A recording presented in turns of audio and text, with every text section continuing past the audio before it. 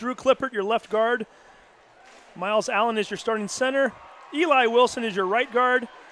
And Javonte Sims, the big fella, he's playing right tackle. Another Javonte on the offensive line for Mountlake Terrace. Was there a Javonte before? Are we thinking of Jevin Pan? I had Devontae and Jevin mixed up. Close enough. Or combined. Bishop in motion. Jensen's going to keep this one. Gets to the 15, the 10. Touchdown, Terrace. Mikey Jensen with the 27-yard run. Mikey Jensen, and he's holding his back. He might have hurt himself a little bit on that play. Jensen has done a little bit of everything this year for the Hawks, so we will certainly keep our eye on that. Well, we're going to see it right away as he is generally the PAT and field goal kicker as well, and that's exactly what they're going to attempt right now. Yeah, that play looked very similar to the run a few plays ago where it was snapped to Jensen. He just put his head down, ran a little to the right up the field. This time, a lot more yardage for him in a touchdown. Jensen unofficially 4 carries for 54 yards on that drive. Also threw the 15-yard completion to Johnson. Well, a break in the action here is Drew Clippert, the long snapper. Tanner Munnis will be the holder as Mikey Jensen gets prepared to try to boot this one through and give the Hawks a 7-0 lead.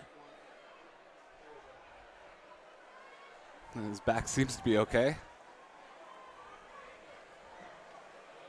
Finally ready to go. Snap is down, the kick is up, and the kick is good. 9:37 to go in the first quarter. The Mountlake Terrace Hawks with 7. Meadowdale will try to answer. You're watching the Sound Alive Sports Network.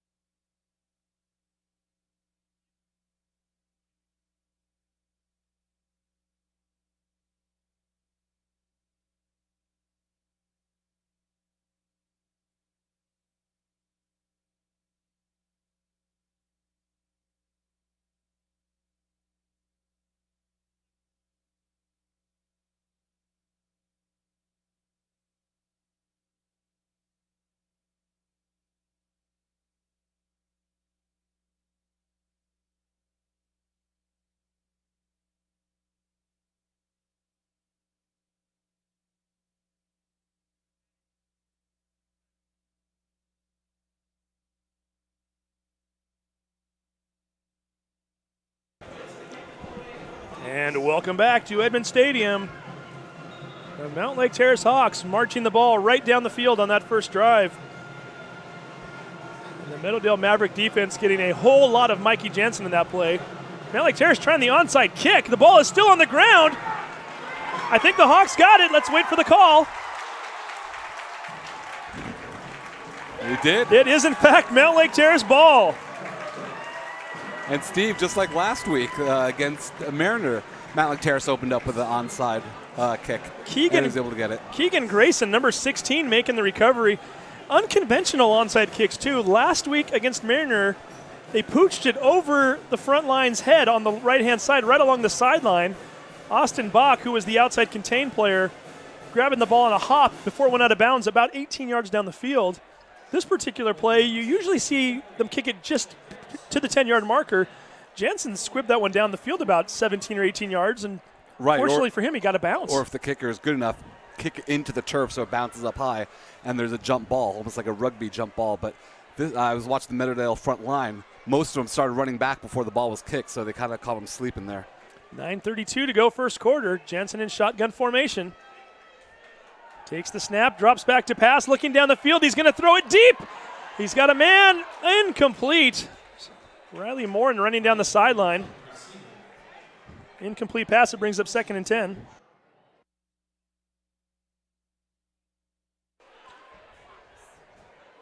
Jensen now 1 for 3 passing on the night.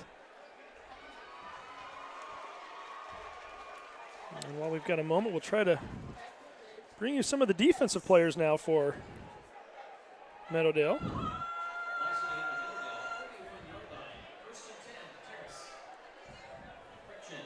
Second and 10 coming up. Jensen in a shotgun formation.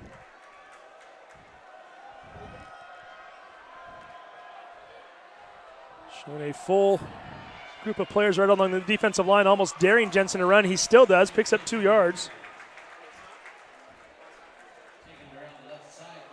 Jensen with a stiff arm there. He was met behind the line of scrimmage, but able to lean forward to get a 2-yard positive play.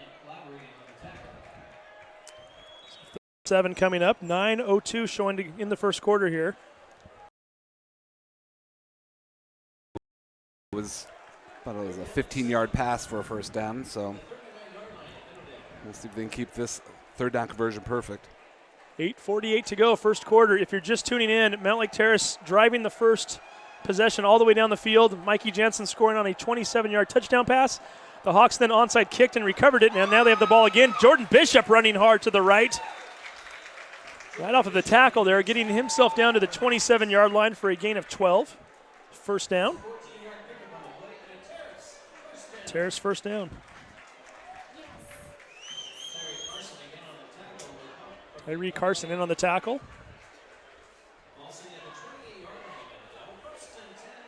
Just realized we do have a little bit of a snafu here with our defensive team starting lineup, so probably wait until the third possession, but we will eventually announce the Meadowdale starting defensive players. We want to give them their shout-outs as well. Mountlake Terrace at the Meadowdale 28. The handoff goes to Bishop, and Bishop just trips over his own 2 feet, it looked like. Got caught up in that brand new turf. The brand new turf monster. The turf monster strikes again. Seen that here for many years. However, it's probably a little more cushy than it used to be back when you and I played here. I'm not even sure that was turf back in those days. I think it was just cement with a little bit of carpet on top of it. It was a green carpet, yep. Didn't feel good when your head hit the ground, I can tell you that. That and the raspberries on the arms and on the calves also. I lost my senior year to a concussion on the first game from that turf, so I remember it very well.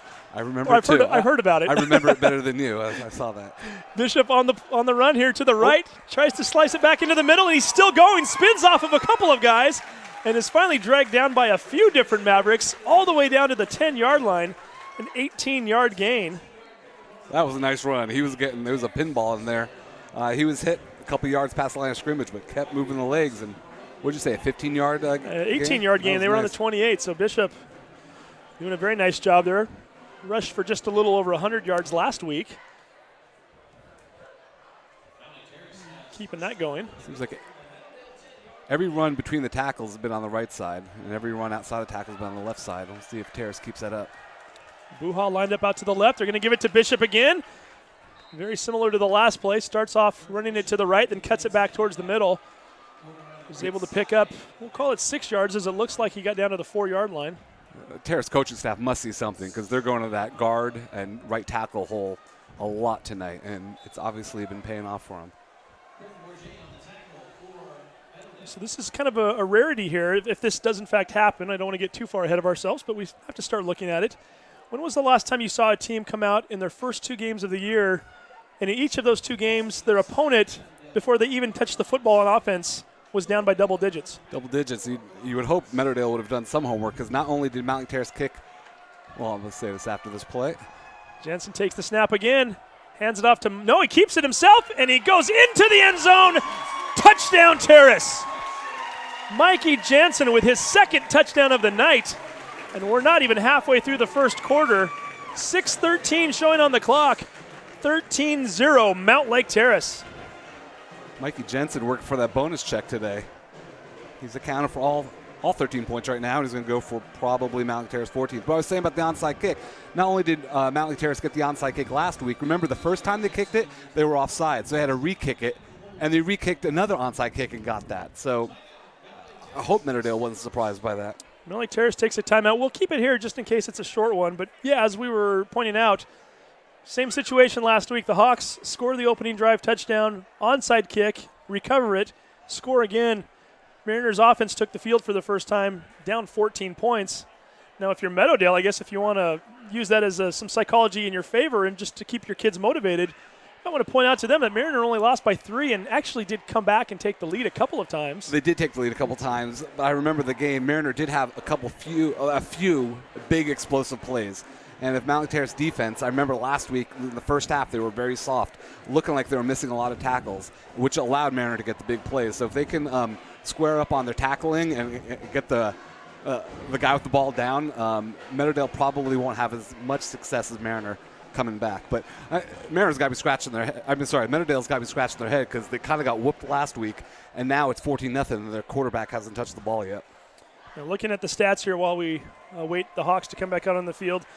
Mikey Jensen, the quarterback, 6 carries, 62 yards, 2 touchdowns. Jordan Bishop has 5 carries for 36 yards. 1 completed pass, that was to Daniel Johnson for 15 yards. And when you add all that up, you get a 13-0 lead, maybe soon to be 14-0, and maybe soon to be 15-0 as Jensen and the team are back out here and ready to go for 2.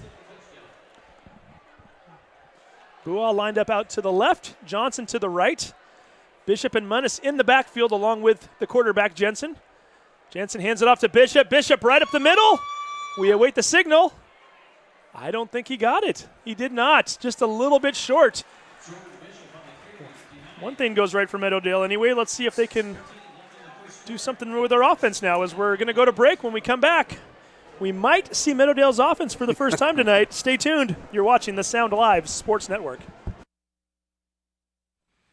Clogged drain? Call Action Jackson Plumbing for 24-hour service. Owned by a lifetime resident and Edmonds Woodway grad, Action Jackson is the drain cleaning specialist. Unclog most internal drains for only $99.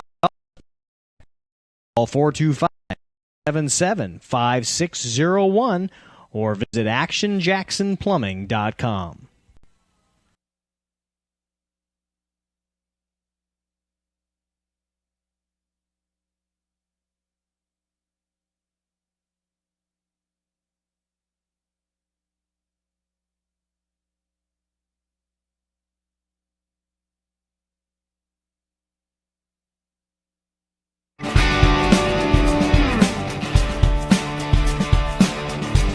Shoreline Community College and Puget Sound Auto Dealers Association have been recognized internationally for its pioneering in finding a new way to deliver. And welcome back to the Sound Live Sports Network. Mikey Jensen kicks it out to the 30. I thought I saw a hand. Yeah. Harry White waved his hand for a fair catch, and I don't know that the ref saw it. I don't know that Harry wasn't sure if he'd actually officially made the fair catch or not. He started running, and through all the confusion, they finally get it right and put him down at the 31. Yeah, I was thinking the exact same thing. The ref saw it, but they weren't kind of running to the spot of the ball, so I wasn't sure if they did catch it, but you could see he wanted to change his mind after he put his hands up.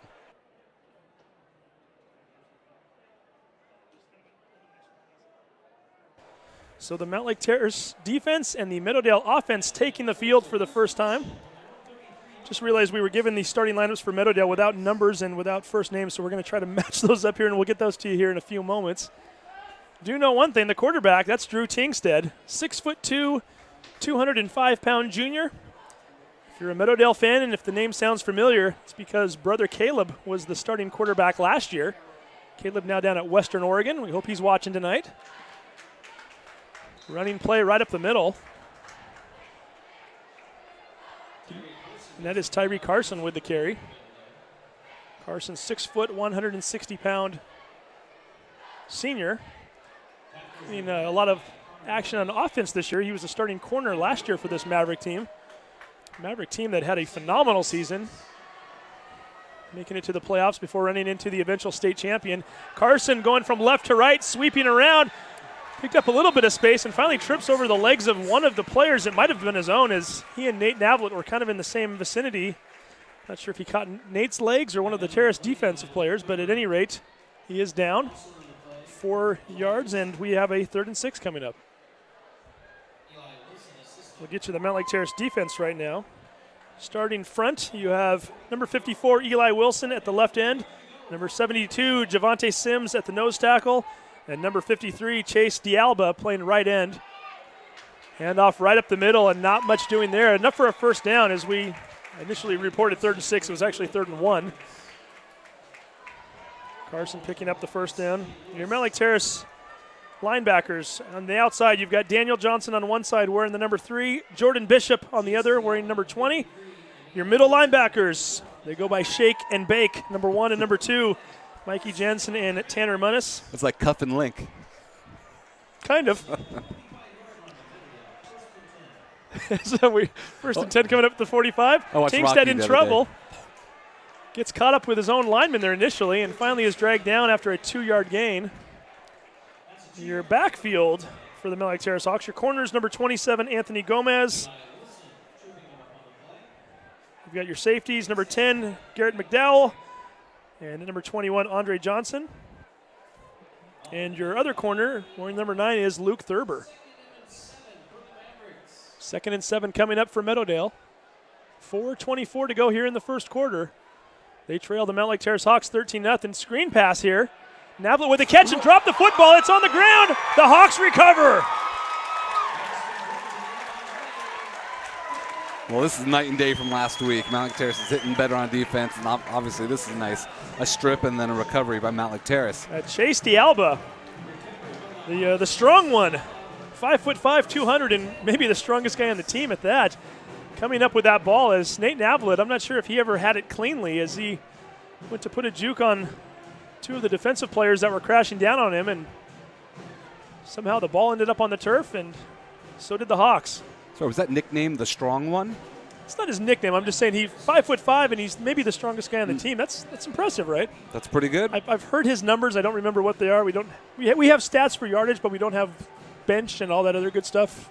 But I do know Chase is a strong guy. Anytime someone under 6 foot can excel in athletics, I'm supporting the guy. 5'5". Yeah. So once again, the Hawks back on offense. They already have a 13-0 lead. 4:14 to go first quarter. This one's going to go to Jordan Bishop. Bishop looking for room around the right. Turns on the Jets.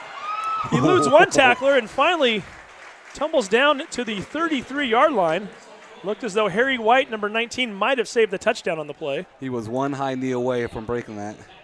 And again, Mountlake Terrace is something on the left side of the Meadowdale defense because that is where they're running. That's where they're getting all their success.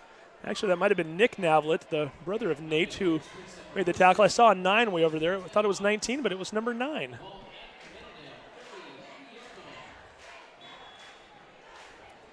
So 1st and 10 at the 33-yard line. 3:58 to go here in the first quarter.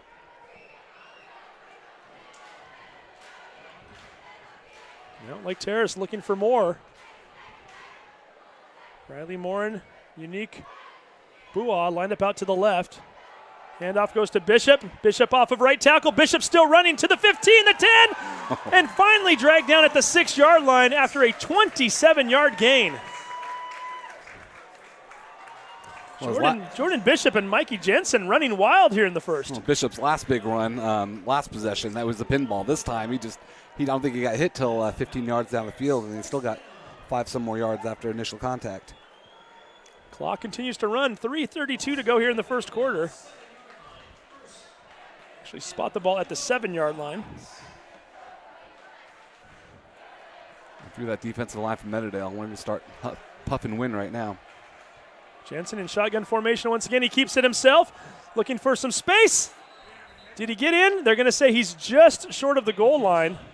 Jensen maybe 12 inches away from scoring his 3rd touchdown of the quarter.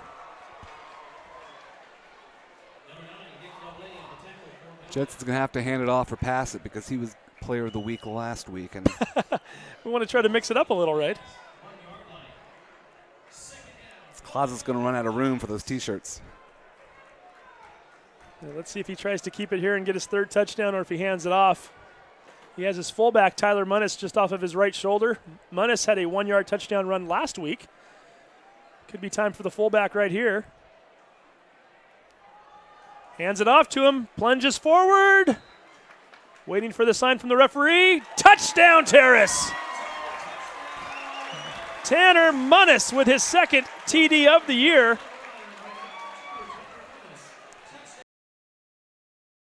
Meadowdale 0, 2:27 still left in the first quarter. And I see the kicking tee coming out. Remember last week, Mountlake Terrace's first 3 touchdowns, they went for 2-point conversion, all 3. They got the first one, and they missed the next 2. So this is their 3rd touchdown. Now they're kicking again. So maybe we're going to trust the leg of the quarterback. And they're now 1 for 4 on the year for 2-point conversions. Thinking that even 20 looks good up there on the scoreboard if you're Kelly Dugan and the coaching staff over there.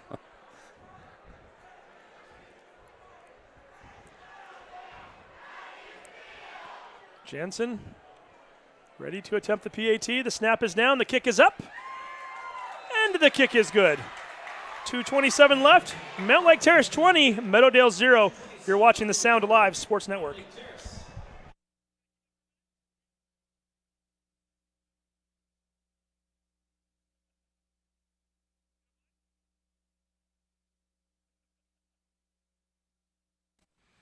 Clogged drain? Plumbing problems? Call Action Jackson Plumbing for 24-hour service. Owned by a lifetime Edmonds resident and Edmonds Woodway grad, Action Jackson is the drain cleaning specialist. They can unclog most internal drains for only $99 plus tax. Call 425-877-5601 or visit actionjacksonplumbing.com. And welcome back to Edmonds Stadium. It is all Mountlake Terrace here in the first quarter. Get you the stats here real quick. Mikey Jensen, 7 carries for 68 yards and 2 touchdowns. Jordan Bishop, 7 carries for 74 yards. Yet to get a touchdown, though. And Tanner Munnis now with 1 carry for 1 yard, but it's a big yard. It was a touchdown. Hawks with the kickoff. Meadowdale once again putting up the fair catch. We get a whistle before the play. That ball would have been live as number 25, Matthew Johnson, called for a fair catch but couldn't bring it down. Well, I'm kind of wondering why Mountlake Terrace, I don't know if they're afraid or they're choosing definitely not to kick away. I remember last week going the same direction. Jensen was able to kick it into the end zone, but it's not the plan this week. I think they just enjoy seeing what their kicking team can do. That's what they've been doing all season so far. And you're right, Mikey Jensen definitely has the leg to put it into the end zone. And with all due respect to Meadowdale, Tyree Carson, a very nice player. Malik Braxton was back there the last couple years, and I don't know if he's quite the same threat yet. So I think Lake Stevens last week had the threat back there, which I didn't realize till later in the game. That's why Terrace wasn't kicking to him. Or Mariner. Or Mariner. That's right. Get another penalty flag thrown.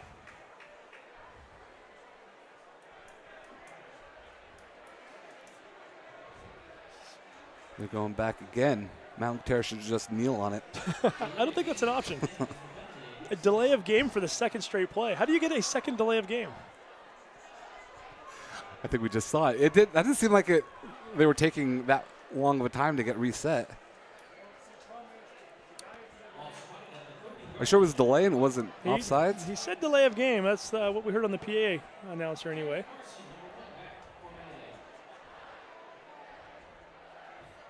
Apparently nobody on the Mountlake Terrace side has dinner plans for tonight, or no reservations anyway, right?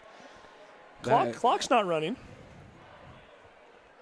Okay. We'll see if we can get this one off. Terrace could probably do it 4 more times before it's half the distance to the goal. But I don't see the coach. Oh. Well, the referee has not yet whistled the play live, so we're still waiting for them now. And now we get the signal for them. So now the clock starts again. Or I should say the play clock, not the game clock. And Mikey Jensen, let's take 3. Tries it one more time. This time he boots it down the field, and it's going to take a very nice bounce down to the 10-yard line where it's finally fielded by Jesse Navlet. Navlet tackled at the 26-yard line, brings it back 15 yards. Wow, considering where they kicked that from. I thought the ball had a good chance of going out of bounds, but lucky bounce for Mountlake Terrace. Good coverage.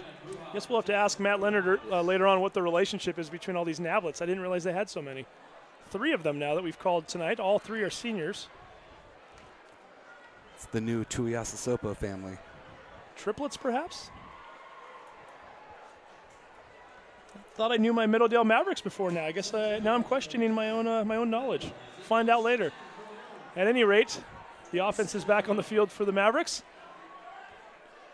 dug themselves a 20-point hole here early on as Tingstead takes the snap, hands it off to Carson. Carson with a dive right up the middle. Gets ahead for 3 yards. 2:09 showing on the clock in the first quarter. Chase Diablo, number 53, making the tackle. We'll say this, we had the opportunity at halftime of the previous game, which I called with Jason Smar, the Edmonds Woodway Kamiak game. We had a chance to interview Matt Leonard, the coach of Meadowdale, and dragged down in the backfield. That is Miles Allen making a nice play. Allen had a blocker all over him. He was able to get his right arm down, drag Meadowdale down by the jersey. Yeah, Allen doing a nice job of shedding that blocker and getting back there and forcing a loss of a yard. Anyway, Matt Leonard, first-year coach for Meadowdale. Very nice guy, by the way. I was very impressed with him, and it's like everything he stands for. From the area, he played football over at Bothell, and his dad, who was on the Bothell coaching staff since 1989, left the staff to join him this year. So that's kind of exciting for the Leonard family, and a little bit of a rough go here. They started off with the second-ranked team in the state last week and lost to Lake Stevens, and it doesn't look like it's getting any easier for them tonight. Yeah, talking about a rough go. It was 3rd and 6 or 7, and now it's 3rd and 12. So this is a very big play for Meadowdale. They got to keep the offense on the field. Tingstead dropping back to pass. We get another whistle. Is this the Mountlake Terrace kickoff team? Delay of game against Meadowdale this time. So we're seeing our share of delay of games right now. Something's wrong with the clock. That did not take that. I mean, that really seems to be going fast. Mountlake Terrace is going to complain because that went against them. And we were just talking about Matt Leonard. He is very upset right now. He's yelling at the referees. I think he's thinking the same thing you are. Yeah. How in the heck could that have been 30 seconds? That was hardly any time at all. Yeah. So the referee's over there. This is definitely something I'm going to want to go back and watch on the Sound Live Sports Network when we post this game later this weekend. And if you're a Mountlake Terrace fan, you may want to watch it over and over. As of now, if you're a Meadowdale fan, you want to proverbially burn these tapes. So 3rd and 17, and now it appears as though we've got a timeout. And we will take a break. 1:16 to go here in the first quarter. Mountlake Terrace 20, Meadowdale 0. You're watching the Sound Live Sports Network.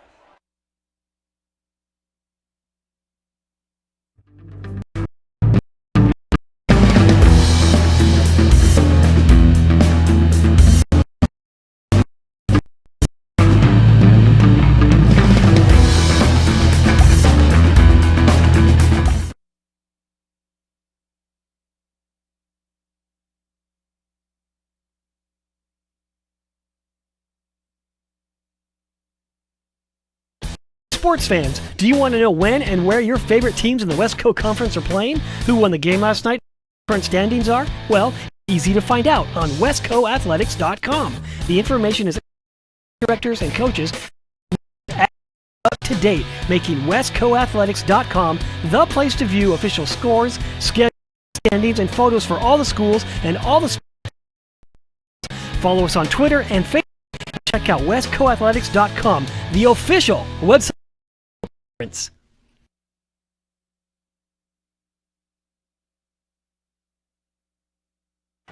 welcome back. 3rd and 17 coming up. Drew Tingstead dropping back to pass, being rushed, breaks out of a couple of tackles and finally takes off running to the 30, the 35, picks up a huge block and finally goes out of bounds at the 40-yard line. 3rd and 17, and he scrambles for 20. That was quite the run. Mountlake Terrace had 4 or 5 good shots at him. He was able to wiggle out of it. Speaking of good shots, somebody stepped up and one of his receivers from downfield ran all the way back and threw a very nice block on one of the Mountlake Terrace defensive players. Tingstead doing a great job of using his feet to pick up the first down. And the Meadowdale coaches said that's what we talked about in the timeout they just took. Tingstead, shotgun formation again, flips it out to the left, coming up big time. I think that was number 27 on the play, Anthony Gomez, the corner. I think we finally have our starting lineups here all set, so we'll try to get those for you for Meadowdale since we've already read Mountlake Terrace. Of course, Drew Tingstead playing quarterback at number 10. You're one of your H-backs tonight. Keela Marshall, 5'9", 185. He's a junior, and he recently moved out here from Hawaii. So we've got a nice transfer for the Mavericks that'll do big things this year. And I know, according to Matt Leonard, when he sent me an email, he referred to him as a stud. So we'll see what number 6 can do, as he's right now in the backfield. Number 34, Zachary Plummer, is your tight end tonight. The receivers, we've already talked about these guys a little bit. Jesse Navlet, number 11, is your flanker. Harry White had a couple touchdown catches last year, and a couple 100 yards receiving. He's wearing the number 19, and he had a big play last week as well. Run up the middle. And there's the aforementioned Marshall getting his first carry and running it up to the 44. Nicholas Chavez, number 3, 5'8", 155-pound receiver, also in the starting lineup. Your offensive line, and this is encouraging. I haven't noticed him out there yet, but 51, Bailey Walsh. Walsh left the game on an ambulance last week, and he's actually listed as your starting left tackle tonight. Wow. Happy to see he's okay. Your left guard is number 55, C.J. Lewis, 5'9", 220-pound senior. Tingstead dropping back to pass, has time, and finally is brought down. The big fella, Javonte Sims, getting in there and getting him by the feet. That looked more like a bowling ball knocking down a pin, because he went to the feet and then quarterbacks fell right on his face. 6'2", 315 pounds. I guess if you're Tingstead and you're going to get brought down by Javonte, you might want it to be around your feet, not up high. 0-0 showing on the clock. We've come to the end of the first quarter. The Mountlake Terrace Hawks in control early, 20-0. You're watching the Sound Live Sports Network.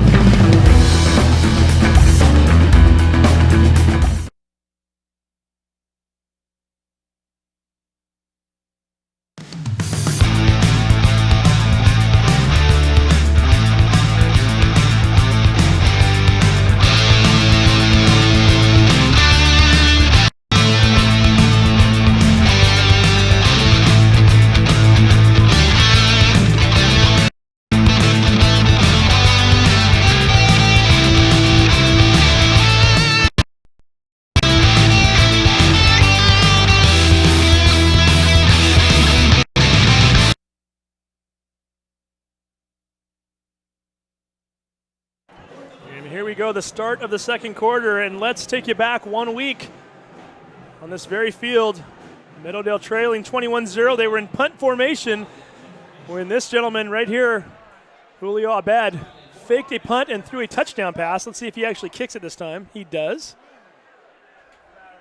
Ball's going to land at the 34, takes a very nice Meadowdale bounce. Finally stops at the 28-yard line. 33-yard punt. Hawks will take over. We wanted to read you the rest of that starting lineup for the Meadowdale offense since we didn't get to them earlier. The right guard is number 77, Lucas Hummel. He's the son of Bill Hummel, the longtime assistant coach at Meadowdale, who also coaches the baseball team. The right tackle is number 52. That's Ismael Munoz. And we finally got the starting offense in, and now that they're on defense, we can work on the defense, right? Doing Dave's handiwork here. Nice job. Your front three, your tackle is number 99. We called his name earlier, Marcus Ward, 6'2", 185. So he almost picked off that Mikey Jensen pass early on in the game. Hummel, who we just mentioned, also plays nose tackle. He's one of the starters. C.J. Lewis at one of the ends, as Jordan Bishop carrying the ball out to the right-hand side. Gets away from one tackler, bounces out to the sideline, and is finally brought down after a gain of, we'll call it about 3 yards. Rest of your lineup here. Your defensive backfield, number 9, and that's Nick Navlet.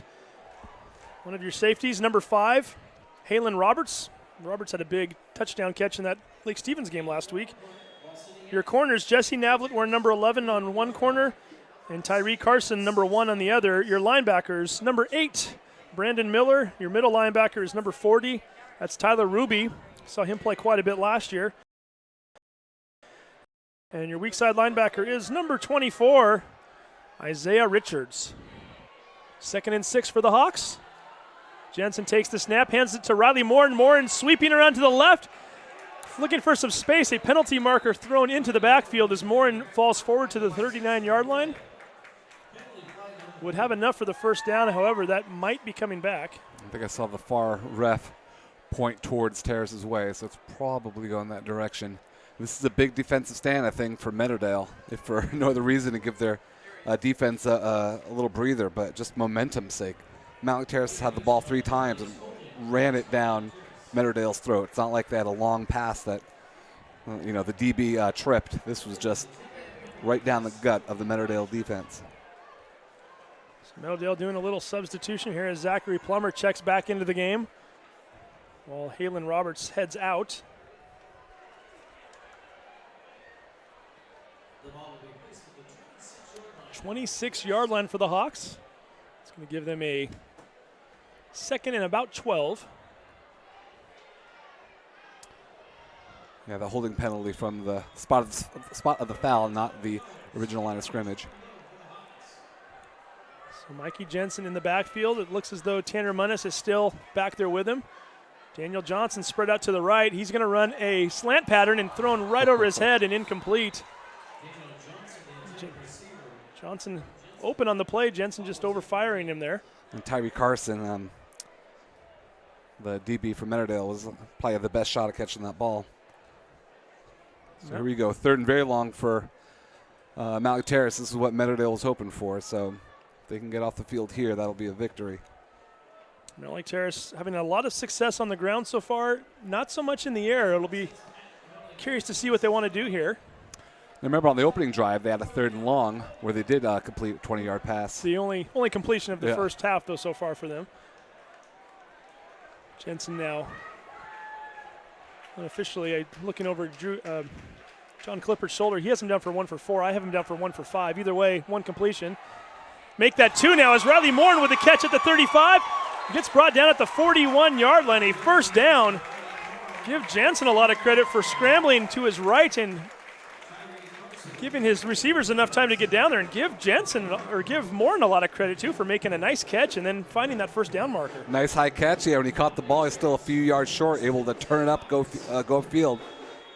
But Mikey Jensen, one athletic thrower there, not only just running to his right, kind of running back into his right, and still was able to zip that ball in. Like I said, just enough for a first down. Meadowdale defense, this has got to be a little disheartening. You're hoping to get off the field right now. 41-yard line for the Hawks. Looking to get back into Meadowdale territory. They lead by 20.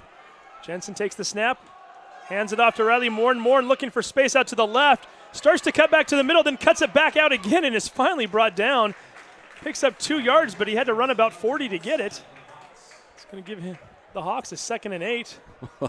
I give also Tanner Mundis some credit on that one. He didn't realize the ball was coming behind him, so he turned back around, found the first white jersey, just planted him on the ground. So only 2 yards for Mountlake Terrace, but that could have been a 2-yard loss just as easily. When you're a fullback, that's what you do, right? You just heat-seeding missile and you look to hit someone. And when you're that far away from the snap of the ball, you know it's going to be a lot smaller DB than you, and it's time for dinner. It's very similar to a play that Riley Morin scored on last year against Glacier Peak, the winning punt return for a touchdown in a game with 2 minutes to go, and got the big block from Munnis as he ran around to the left on that play as well. This is Jordan Bishop, and Bishop running hard over to the left. Gets ahead to the 46-yard line of the Mavericks. Picks up 10 yards and another first down. And right when I was saying Mountlake Terrace's run was going to the right side, just heavy run to the right. This possession alone, the last 3 runs were to the left, and as you see, they got a first down here. Let's say hi to a couple of folks out there in just a moment on this as we wait for this next play. A couple of our regulars here at the stadium are not here tonight, and we want to make sure they're doing well and feeling okay, and I want to make sure we say hello to them. So Mikey Jensen in the shotgun formation, hands the ball off to Jordan Bishop. Bishop breaking through one tackler and pulling a few others forward to the 40-yard line, a gain of 6 that will bring up a 2nd and 4. Got a couple of guys out there we want to say hi to. First and foremost, over at Mountlake Terrace, the athletic director / activities coordinator, Kim Stewart, a little under the weather. And Stu, we understand that you are resting at home and hope you're feeling better and get well very soon. Also want to say hi to John Richards, a.k.a. the Super Fan. John comes to a lot of these games, helps us set up quite often, just as a volunteer who's just a very big sports fan and enjoys being around the huge Hawk fan, yeah. environment, a huge Hawk fan. And not just football either. Jansen keeping the ball here, running out to the right, puts his shoulder down and maybe picked up a yard. It's 3rd and 3. Superfan had eye surgery on Wednesday, and he's recovering at home. Got an email from him yesterday saying that he's doing well and should be back out here soon. So, John, I have a feeling you're watching here tonight, too. I know even when you're at the games, you go home and watch them later. So, got to think you're watching live here, I would hope, anyway. And I hope at least listening if he just had eye surgery. Yeah, that's true. No, he said he's seeing okay. He gave me a bunch of terminology that was way over my head. I'm certainly not an eye doctor and far from it. If anything, I'm going the other direction as I got my first reading glasses this year. Getting old is fun. But John having his surgery this week and doing well. And again, we hope he and Stu are both doing well and hope to see them here shortly. If we have time here, I could say hello to a Mountlake Terrace alum in Kuala Lumpur, Malaysia. Robin and Arshani are watching the game right now over breakfast. I was gonna go to break here, but now I've got to hear more about this. Where are they at? Robin Antai's class 91 is in Kuala Lumpur. Kuala Lumpur. Kuala Lumpur. Kuala Lumpur, and that is in Malaysia. It is. They have internet access there. You're sure they're watching the game tonight? I'm positive. Okay. And I know because, well, no one really cares about this, but he was in South Africa for 3 years, and the internet there, can we say sucks? Internet in South Africa sucks. So he was very aware how well it works in Malaysia. So, yeah, it's really good, and I just got a text saying hi. We've kind of blown it over the last few years because over the course of 3 years, if we had had a world map on the wall and if we'd start putting pins wherever people are listening, how much of the we'd pretty much be in at least 5 continents by now, right? I blame Angelo Camo for not thinking of that. Angela doesn't agree over there, but hey, you never know. We can maybe still get that going. We've had Australia. We've had Angelo doesn't have a mic right now, so he doesn't have the power to retort. So we've had Copenhagen. We've had where else? We've had all over the world, really. Tacoma. We've had Tacoma, yes. Yeah, we know we've had Tacoma because we heard from them during one of our games. Arizona, correct. There was one game I was wishing we weren't hearing from Tacoma, but that's a different story. Run up the middle, Jordan Bishop to the 30, still going to the 20, man. And finally down at the 19. 21-yard gain. I mean, Bishop's looking like he's running. He looks like he's trying to make contact with the defenders. And that was 3rd down. I was saying this is probably 4-down territory for Mountlake Terrace, but that will not be an issue now. 21-yard pickup. Finishing off the Tacoma story, 2 years ago, playoff game, Lakes versus Meadowdale here. Of course, we were calling the game for Meadowdale, and I think the first quarter stats, Meadowdale had like 220-something yards. Lake had 50, and they got them all in one play. And some guy down in Tacoma kept tweeting at us saying that we were being favorable towards Meadowdale and didn't have anything nice to say about Lakes. I was trying to say something nice about them, but when you're down 21 in the first quarter, it's kind of tough. All right, if they're listening now, Lakes has more players to go to the UW than Meadowdale does. Hey, Jermaine Curse, he's doing okay. I've heard of him. Well, it's got to be more than just Jermaine Curse, right? There's been a few, yeah, over the years. Yeah. There's been Reggie Williams was pretty good. He played wide receiver at the UW. Pretty good. He set pretty much all of the receiving records while he was there. You have a high bar, so. Exactly. Pretty good. So the Hawks with the ball inside the red zone one more time. They lead 20-0. 6:35 to go here in the first half. And we get another penalty marker. That's delayed game. Now, that one seemed like it went long. While we're giving shout-outs, we got to do one more, don't we? I'm looking over here, our executive producer, Teresa Whipple's over in the corner. Teresa's had a big week because since we last saw her, which was only 7 days ago, she's had a birthday. So happy birthday, Teresa. We should have brought her a cake. Dave, I did. Do that next time. But I finished it in traffic. Sorry. Probably, I won't even touch that one. More importantly, though, Teresa now has a daughter-in-law. Son Ian was married last Sunday, correct? Ian Waldron, who is a graduate of Edmonds Woodway. So we should have mentioned that during the last broadcast, but we failed to. So she said everyone who had to say I do said I do, so she's happy.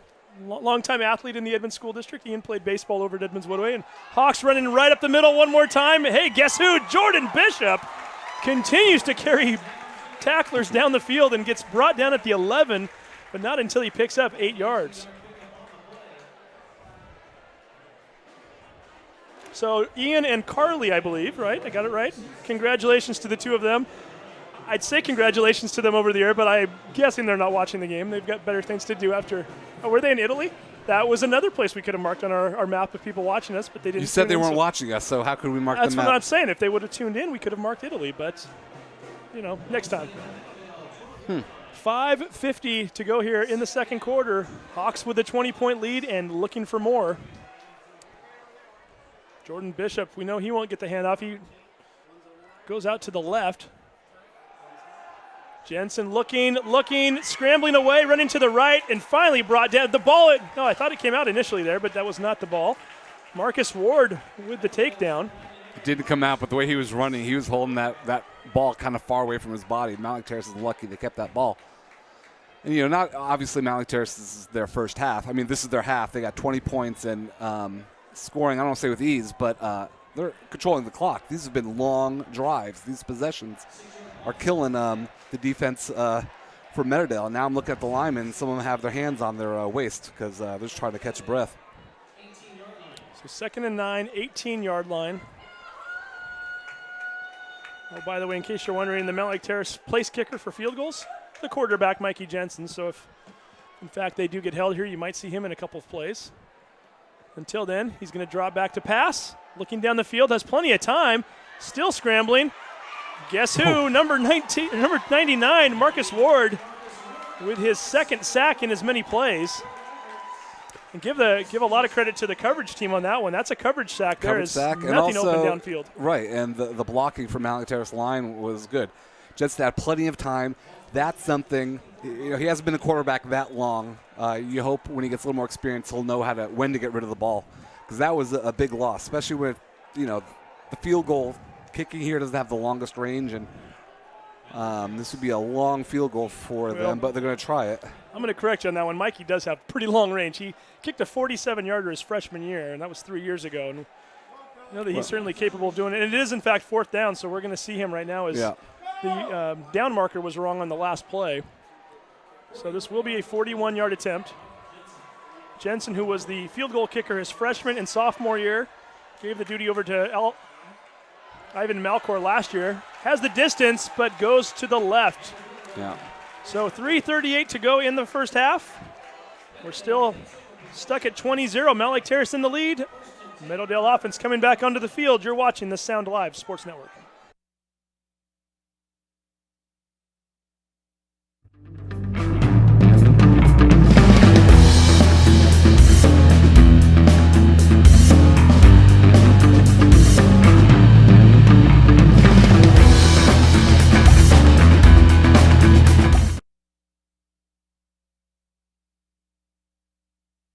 Hey sports fans, do you want to know when and where your favorite teams in the West Coast Conference are playing? Who won the game last night and what the current standings are? Well, it's easy to find out on westcoathletics.com. The information is entered by athletic directors and coaches, so you know it's accurate and up to date. Meadowdale back on offense. The handoff up the middle. Kayla Marshall, number 6, getting the carry. And Meadowdale now going to try a hurry-up offense, something we have yet to see tonight. Hoping to maybe catch Mountlake Terrace's defense off guard a little bit. Marshall once again with a carry.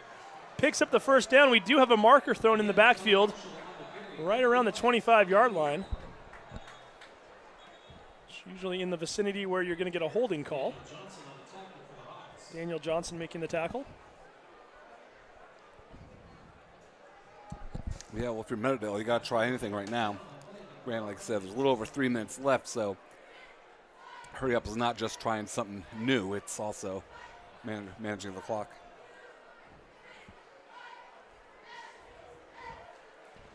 Yeah, they do have enough time to get down the field, that's for sure. But so far it hasn't been a time issue. It's been more of a converting issue. That and turning the ball over. Still waiting for the referee call. Yeah, that's kind of what we assumed it was. It is, in fact, a holding call. And personal foul call against Mountlake Terrace. It's a legal use of the headgear, so it's going to be offsetting.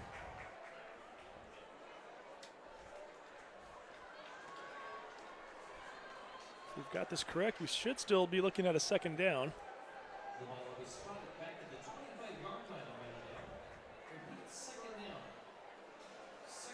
Harry White lined up out to the far left. Halen Roberts at the flanker position.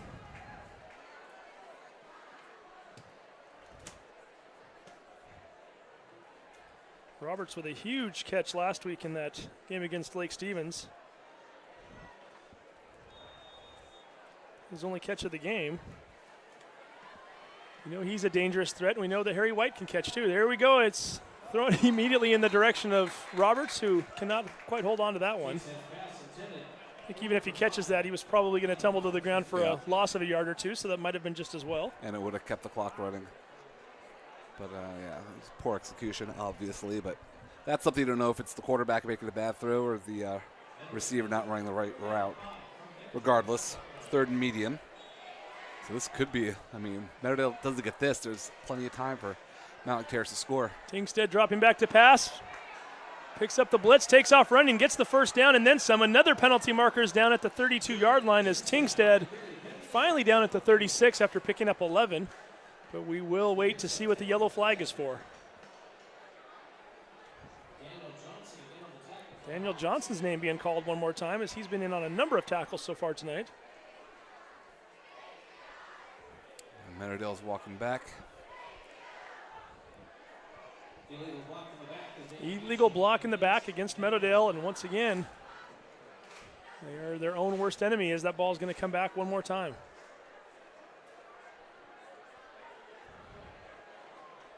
No, like I'm saying, there's 2:55 left in the half. It's 3rd and, well, it's still 5.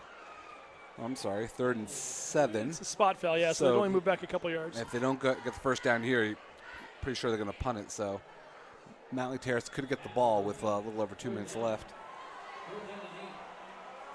Yeah, Hawks already out of timeouts, by the way. They've used all those up. Meadowdale still holding on to all 3 of theirs. Tingstead drops back to pass. Out in the flat, completes. And picking up the first down, that is number 34, Zachary Plummer. Plummer getting ahead for a gain of 15. And another Meadowdale first down. Yeah, and getting out of bounds, I think you said, so it stops the clock. First down stops it too, but it will not restart when they set the ball. Anthony Gomez making the tackle on the play for Mountlake Terrace. Tingstead with 3 receivers out to his left, 1 over to his right. Drops back to pass.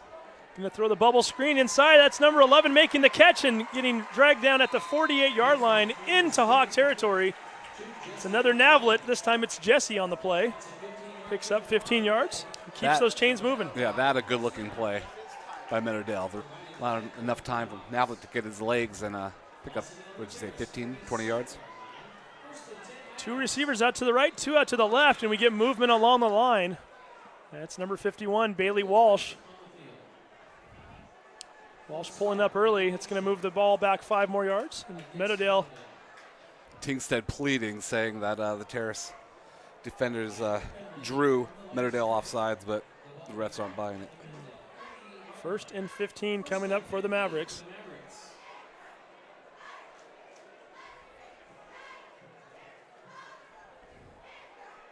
Clock now showing 2:18 to go. We invite everybody to stick around at halftime for the Action Jackson Plumbing halftime report. Get you caught up on some stats and also have a special guest with us. Tyree Carson making a nice play as he runs up the middle and is finally brought down at the 43-yard line after a gain of 9. It's going to bring up a 2nd and 6. Might even try to get you some scores from other games if we can. And for the people at home, Meadowdale has all 3 timeouts left, so clock running with 1:50. Handoff goes to Carson, and he's met immediately in the backfield. The big fella, Javante Sims, getting in there. Looked like he had a little bit of help as Drew Clippard also busting through the line. And Meadowdale might want to think about calling one of their timeouts, and they do. 1:37 left in the half. We'll take a quick break. You're watching the Sound Live Sports Network.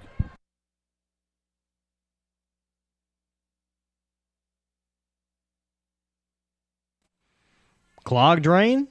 Other plumbing problems? Call Action Jackson Plumbing for 24-hour service. Owned by a lifetime Edmonds resident and Edmonds Woodway grad, Action Jackson is the drain cleaning specialist. They can unclog most internal drains for only $99 plus tax. Call 425-877-5601 or visit actionjacksonplumbing.com.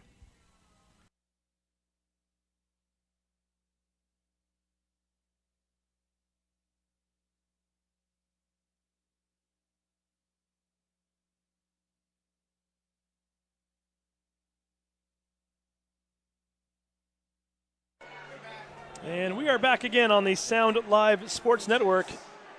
Mountlake Terrace with 21st quarter points.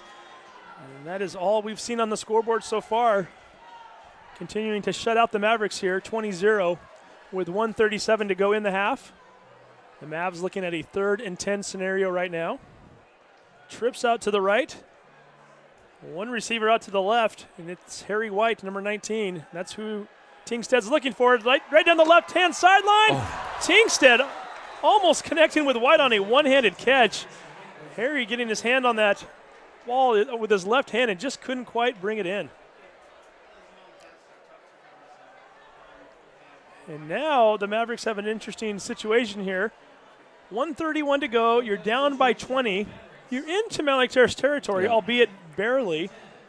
And they're thinking about going for it, but then again, I think we're seeing the punt team run on the field now.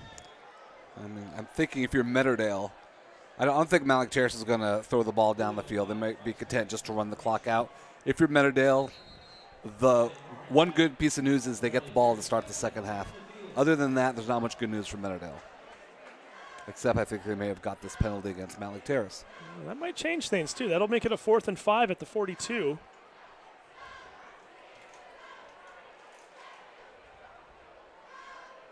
Interesting. We've got the Meadowdale players clapping. A few Hawk players were pointing the other way.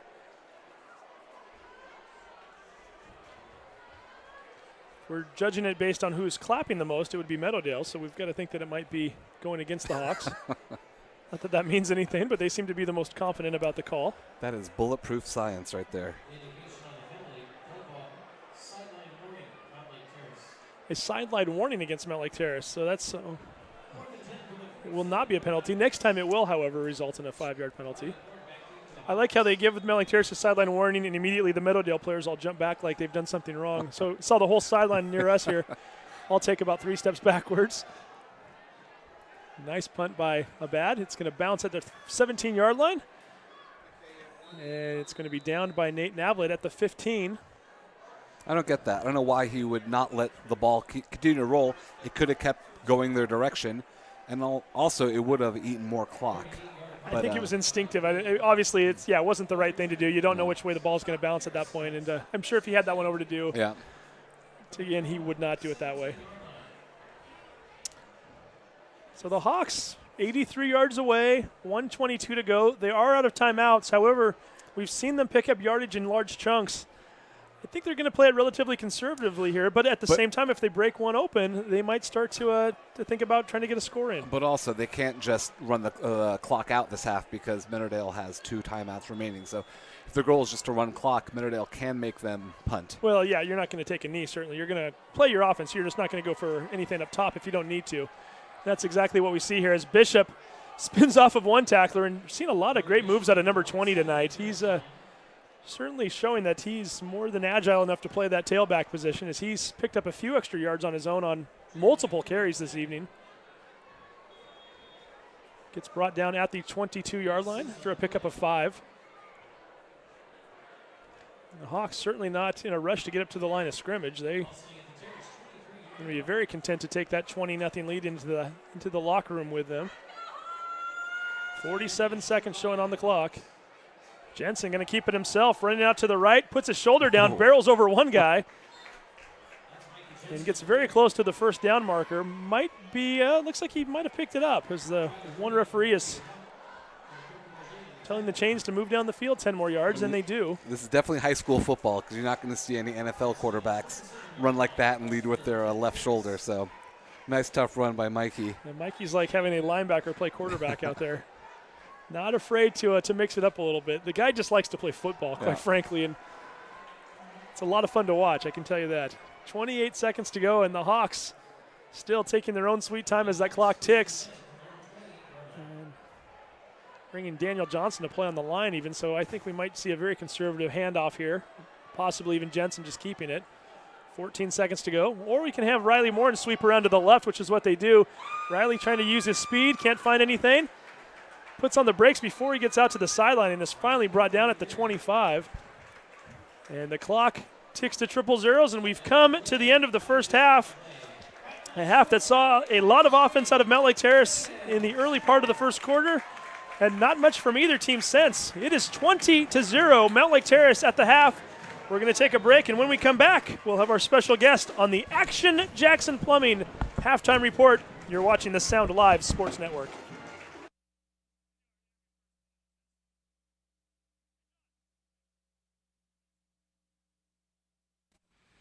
Clogged drain? Other plumbing problems? Call Action Jackson Plumbing for 24-hour service. Owned by a lifetime Edmonds resident and Edmonds Woodway grad, Action Jackson is the drain cleaning specialist. They can unclog most internal drains for only $99 plus tax. Call 425-877-5601 or visit actionjacksonplumbing.com.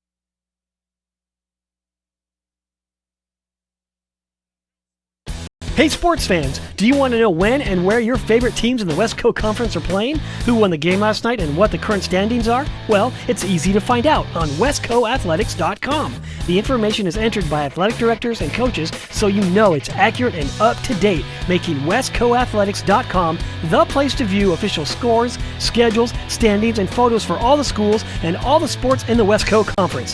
Follow and Facebook, and check out westcoathletics.com, the official website of the West Coast Conference.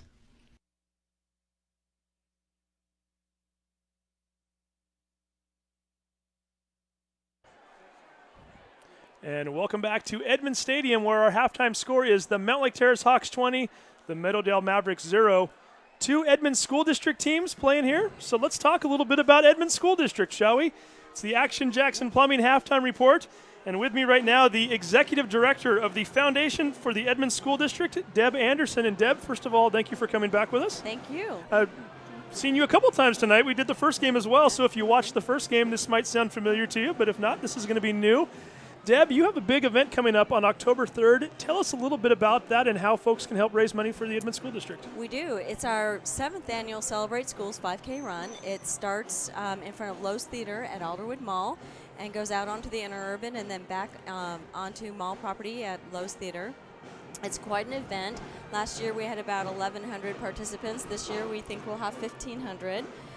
There's a lot of activities and games and things for people to do. We have a 1K children's fun run that takes place just prior to the 5K, and that's free to kids 9 and under, and you don't have to register to be in the 5K to participate in that. And it's just a great day, a lot of fun, a wonderful community event, a great way to raise money for our schools. Now, a lot of people hear the term 5K and they think, oh, I have to be able to run that far. You don't have to run, right? No, and it's really only 3.84 miles technically. So And you can walk it. You can bring your stroller. Your puppy dog is welcome. It's a great family time. And it's for all ages. And you mentioned some of the other events going on. And one of the events that's been fun over the last few years is the Battle of the Drum Teams, right? The Battle of the Bands. Our high school drum lines, they battle it out for money for their music program, and they do a fantastic job. And I think that's probably one of the highlights of the event. So there's something for everybody. You can run, walk, crawl, whatever it might be. Wag. You can bring your dog out. You can watch the bands. Yes. You mentioned other games. So really a little bit of everything. And the cost again is what?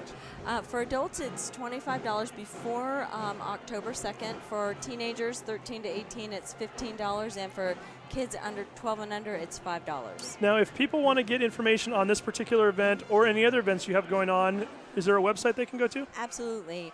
FoundationESD.org. All the information about our 5K is right there on our homepage, and then other information about the foundation, the programs that we support. Now, we talked about this a little bit earlier, but let's remind everybody. I think there's this common misperception that everything's already paid for with the school district, right? The levies pay for all of it, and the tax dollars. Yeah.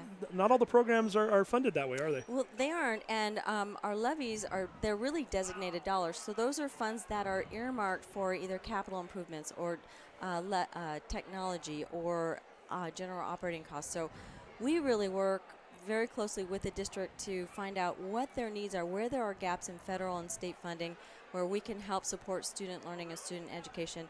And so those are the programs that we help to fund. Okay, so great. So obviously the big event coming up on October 3rd, other events going on throughout the year, as well as volunteer opportunities. Absolutely. So get yourself involved. Let's hear the website one more time just to make sure people know what it is. FoundationESD.org. So again, Deb Anderson, the executive director of the foundation, thank you so much for coming on again. My pleasure, yeah. Always good to see you, and hopefully we'll see you at October 3rd in front of the Alderwood Mall over at Lowe's Theater, and we'll have a good time that day. We'll see you there. All right, thanks. We're going to take a quick care. 30-second break. When we come back, we'll get you some stats and get you caught up. You're watching the Action Jackson Plumbing halftime show on the Sound Alive Sports Network. Clogged drain? Other plumbing problems? Call Action Jackson Plumbing for 24-hour service. Owned by a lifetime Edmonds resident and Edmonds Woodway grad, Action Jackson is the drain cleaning specialist. They can unclog most internal drains for only $99 plus tax. Call 425-877-5601 or visit actionjacksonplumbing.com.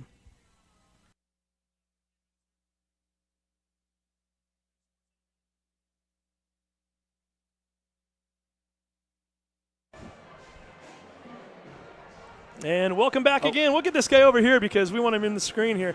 Irvin Zhang is with us right now, the sports editor for the Hawkeye at Mountlake Terrace High School. Before we forget, what's the website? Thehawkeye.org, of course. It's easy. You can find that. Irvin, you cover a little bit of everything. One of the teams in which you've really been focused on in the fall is this football team. Oh, of course. Give me your first half assessment of what you've seen from your Hawks. It's the same as last year in the way that they play. The offensive line has stepped up a lot. We have a lot of senior guys. Drew Clippert to be specific, and as we see, Jordan Bishop and Riley Morin have also stepped up. Being able to run the ball, going up the middle multiple times to get the crucial first down, and it's been a very very same year as last year. Even with the new coach. Same play style, and it's been successful. Now, last week they gave up 31 points on the defense. Shutout tonight. Do you like what you're seeing from those guys in the back there? Yes, I do, but it's also with a grain of salt because I will say that I do think Meadowdale's offense has been off this whole game. I don't necessarily say it's been because of our defense, but our defense has been there. I can't say that they haven't. So yeah, it's honest assessment. That's what we want from a journalism guy, and you're giving us that. Thank you. You've got other sports you're covering right now, too, at the Hawkeye, right? Anything we should know about or anything that you've got coming up in the newspaper? Right now I'm covering volleyball as well as football. And as far as volleyball goes, it's a young team. Also with a new coach? Yes. And they only have 2 seniors on the team. So, it's a building year, and that's kind of how this year is going to be for them. But as far as the Hawkeye itself, we have many big things planned. Me in particular, Paxton, the editor-in-chief, and I were both putting our hat in for Washington State Journalist of the Year, and so that's something big coming up. We're getting our portfolios together. aside from that, it's just try to put out the same high level of product that we always have. Who won that award last year? Oh, this young man by the name of Nick Burillo, the super kid. From Mountlake Terrace High School. So yeah. you guys are trying to go back-to-back this year. You and Paxton, huh? Yes, we are. Very nice. Hey, if we're going to talk sports and we're going to talk the fall, let's see if we can get a prediction out of you. Does the girls cross-country team win state this year? Finished second last year. I think they do. In particular, I think the leadership of Catherine Gustafson, Ella Scroth, and Catherine Walter, they've been there for years, and they can do it. They definitely can. Fifth 2 years ago, second last year. They might be ready to take that next step up, right? They're primed to take it. There we go. So what can we expect to see from the Hawks in the second half? I think the same old same. I think we're going to milk the clock a little more. I think we're just going to keep running the ball and keep taking it to the defense. Irvin Zhang right there. He is your sports editor for your Mountlake Terrace Hawkeye. Once again, the website is thehawkeye.org. Thehawkeye.org. Read all of Irvin's articles as well as his counterparts, and award-winning newspaper, right? Year in and year out. Yes. Pretty good advisor there, too, with Vince DeMuro, right? Oh, Vince is probably watching at home, so got a good word to say about him, too, right? Oh, great. As Nick said in his graduation speech, the greatest advisor in the world, undoubtedly. Can't argue about that. Hey, we're going to take a quick break. When we come back, we'll get to the second half. Irvin Zhang here with us from the Hawkeye, the Mountlake Terrace Hawks, the team he covers. They're up 20-0. You're watching the Action Jackson Plumbing halftime report. Clogged drain? Other plumbing problems? Call Action Jackson Plumbing for 24-hour service. Owned by a lifetime Edmonds resident and Edmonds Woodway grad, Action Jackson is the drain cleaning specialist. They can unclog most internal drains for only $99 plus tax. Call 425-877-5601 or visit actionjacksonplumbing.com.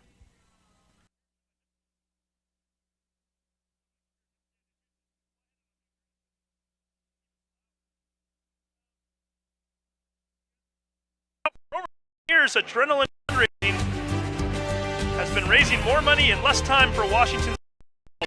We are so confident in our fundraising program that we guarantee your results, whether you're for traditional fundraising like cars or cookie dough, or you want to explore new technology fundraisers that leverage your network. We are here to help. Visit adrenalinefundraising.com to connect your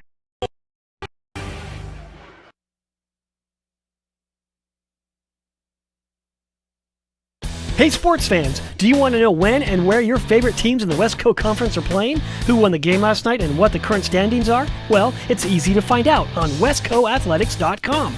The information is entered by athletic directors and coaches, so you know it's accurate and up to date, making westcoathletics.com the place to view official scores, schedules, standings, and photos for all the schools and all the sports in the West Coast Conference. Follow us on Twitter and Facebook and check out westcoathletics.com, the official website of the West Coast Conference.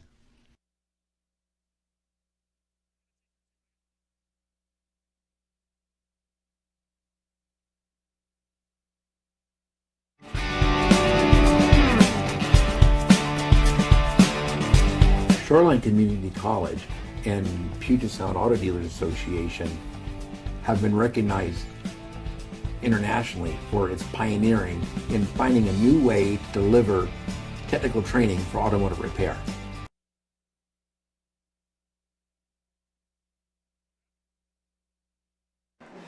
And welcome back to the Action Jackson Plumbing halftime report. Dave Kostyk, Steve Willits, Mountlake Terrace Hawks 20, Meadowdale 0. Yeah, you'd like to say the 20-0 score is telling the first half, but I think it's even worse for Meadowdale because Mountlake Terrace has controlled these drives. They scored on the first 3 possessions, 3 touchdowns, but even the last few possessions where they didn't score, they got a few first downs, and they had one to where they took it down to Meadowdale's 20-25-yard line. They got backed up with a couple sacks, missed the field goal. So the Meadowdale defense has been on the line.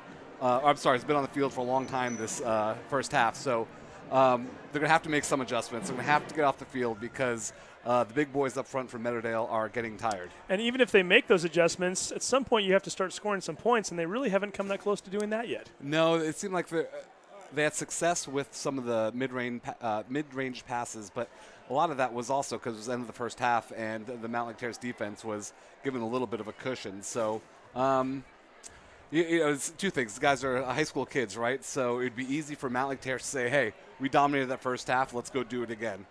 To think that Meadowdale is going to do the same thing. So Mountlake Terrace is going to have to keep this intensity up. They're going to have to not look at the scoreboard and try not to remember the first half and still pretend that it's a really tight game. Let's look at a few of the individual stats. For Mountlake Terrace, unofficially, Mikey Jensen, 2 pass completions in 5 attempts, 30 yards. So not big numbers from him there, but it's been relatively effective when he did complete a couple of those passes. A couple of the passes, and don't forget the runs. We were going to get there, too. Oh, yes. Yeah, we're moving down the list here slowly. Well, yeah, I'm sorry. He had a couple big third down passes on the first drive. They got a 20-yard Daniel Johnson. Pants, yeah. And then the one he got a first down towards the end of the first half.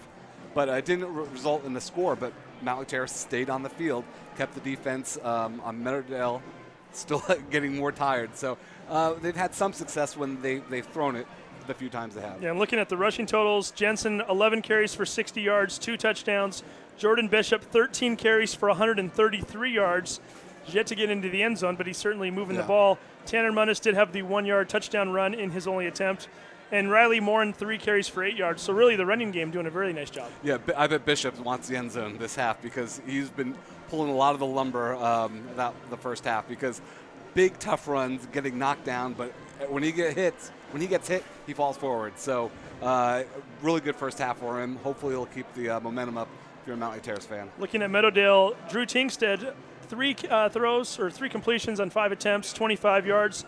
Did a nice job to scramble out of a few bad situations, too. A few times. And when I'm looking on the field, he's taller than a lot of the guys up there. So I wouldn't think he'd be so agile, but I don't know if he's slippery or what it is, but he's definitely keeping the play alive for him to scramble, like you were saying. And one of their leading rushers right now, Tingstead has 4 carries for 17 yards. Marshall, 5 carries for 17 yards. Tyreek Carson, 5 carries for 16 yards. So fairly even for those 3. They're getting the bulk of the responsibility on the ground right now. Right. Should be interesting second half. And we're going to cut it away now. We're actually lined up and ready to go as we look back towards the field, and we are ready for action here in the third quarter. Meadowdale ready to receive the kickoff. Once again, we thank Deb Anderson from the Foundation for the Edmonds School District for being part of our Action Jackson Plumbing halftime show. And, of course, we thank Action Jackson Plumbing for sponsoring the halftime. Back again for another year with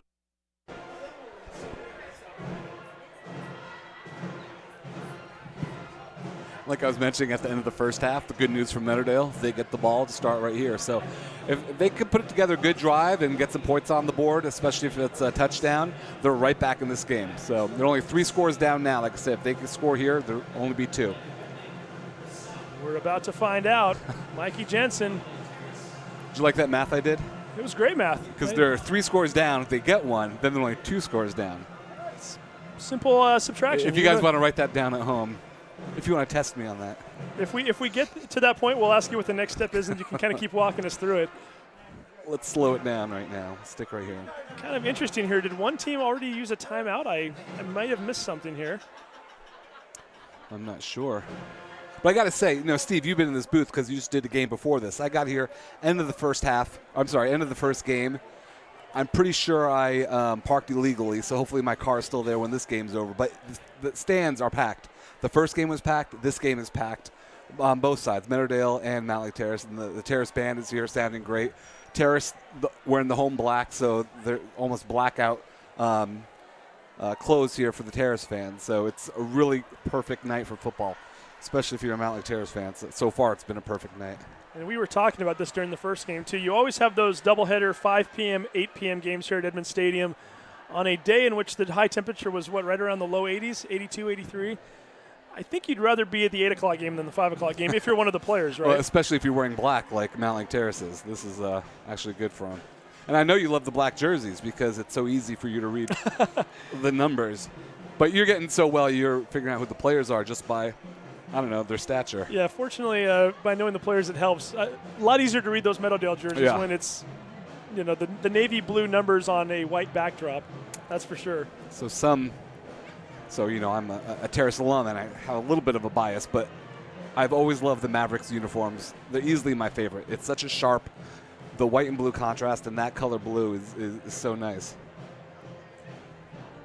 Talking design now. I like it. We get a Yeah, little bit of it's everything just- here when you tune into the Sound Live Sports Network. I'm not sure what it is. It just looks really good. It's kind of a traditional look, so maybe that's it.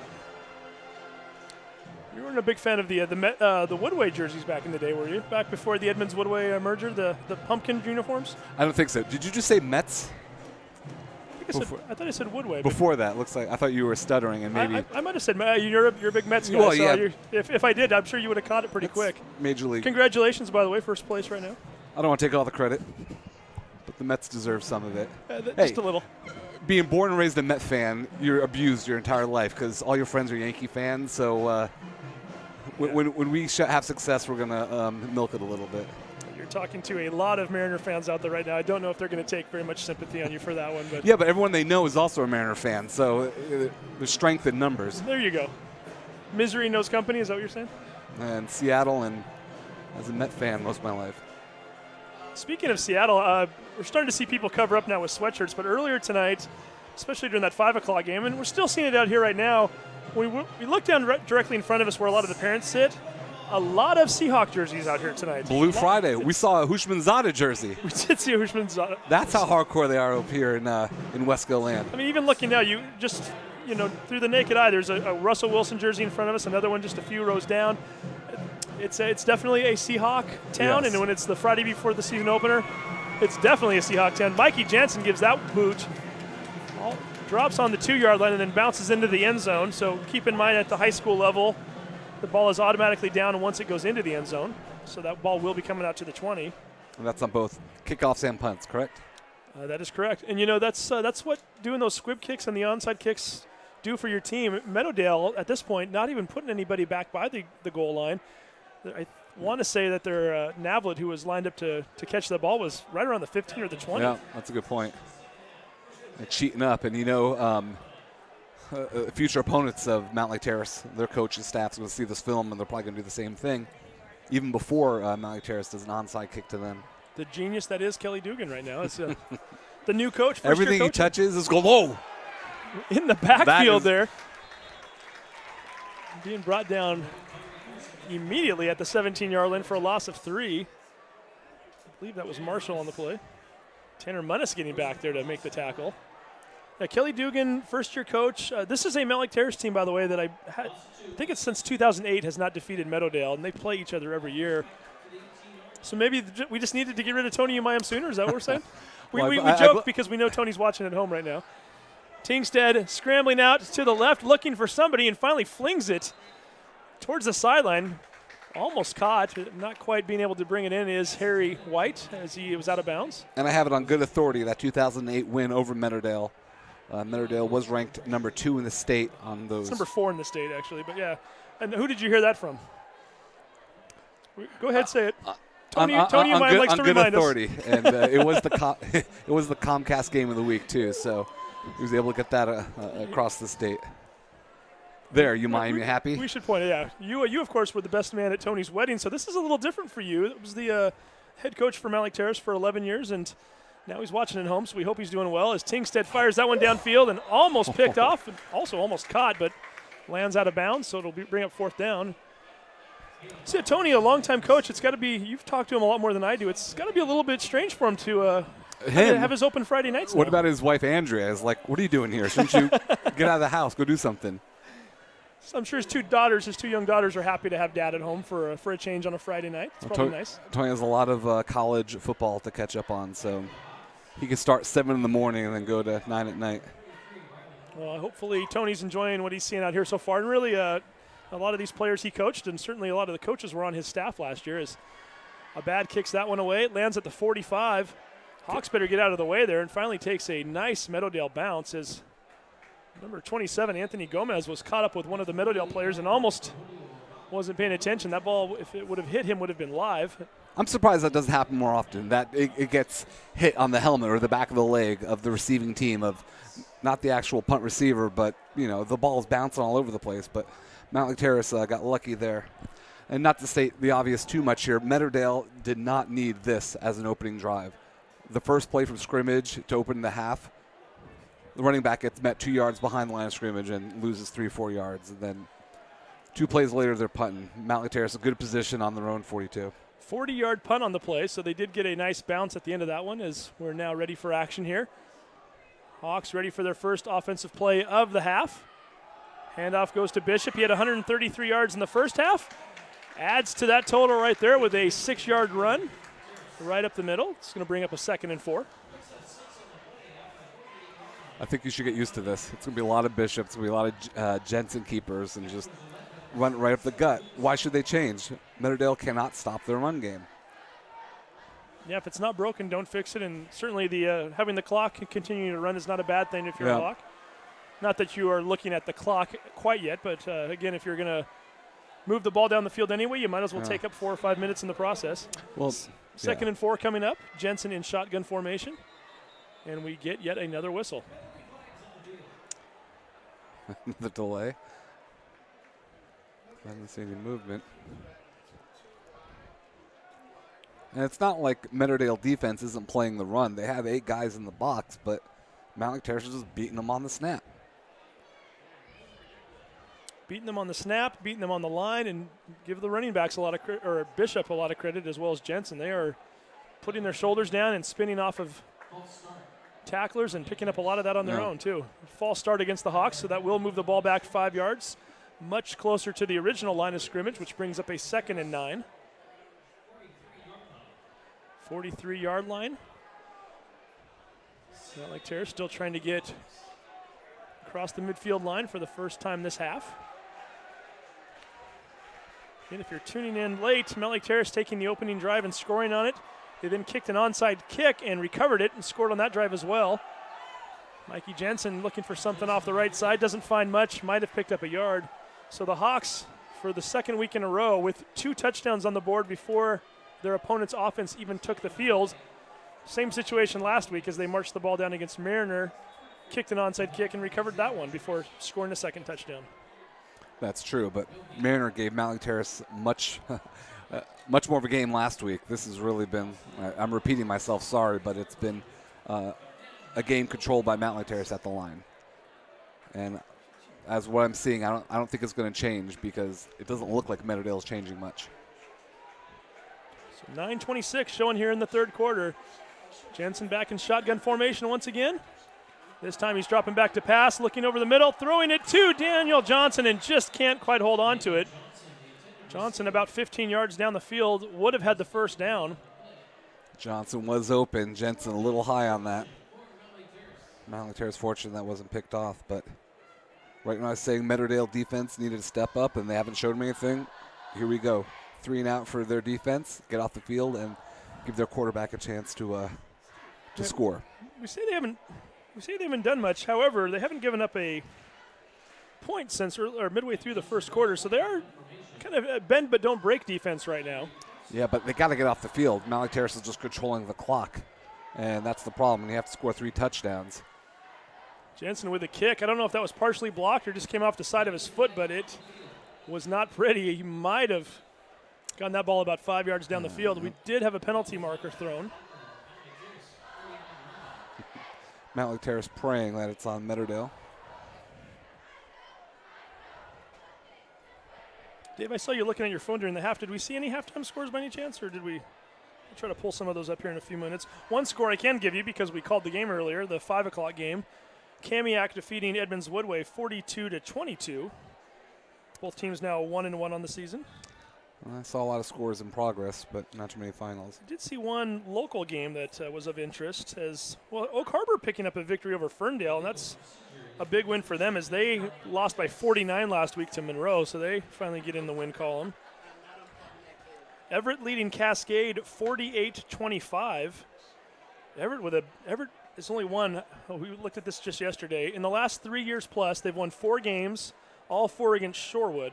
They're 0-26 over the last 3+ years when they're not playing Shorewood, and they appear to be on their way to a 48-25 win tonight over Cascade.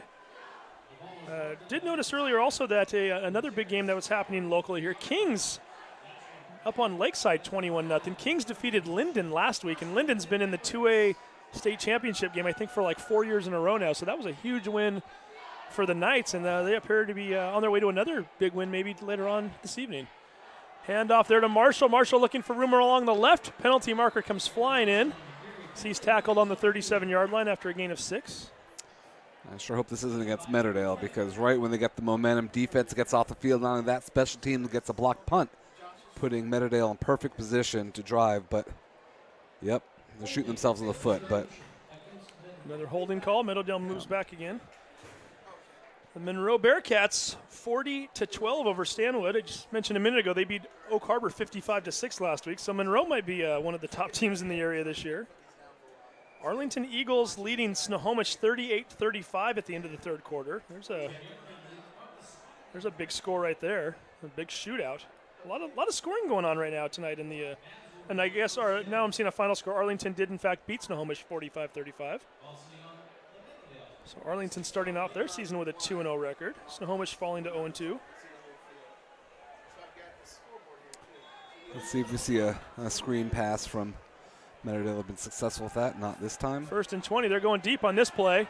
Ball hangs up there just a little bit, and Halen Roberts not quite able to come up with it as he was diving to the ground as the ball came down. Falls incomplete. 2nd and 20. Here's a score for you, Dave.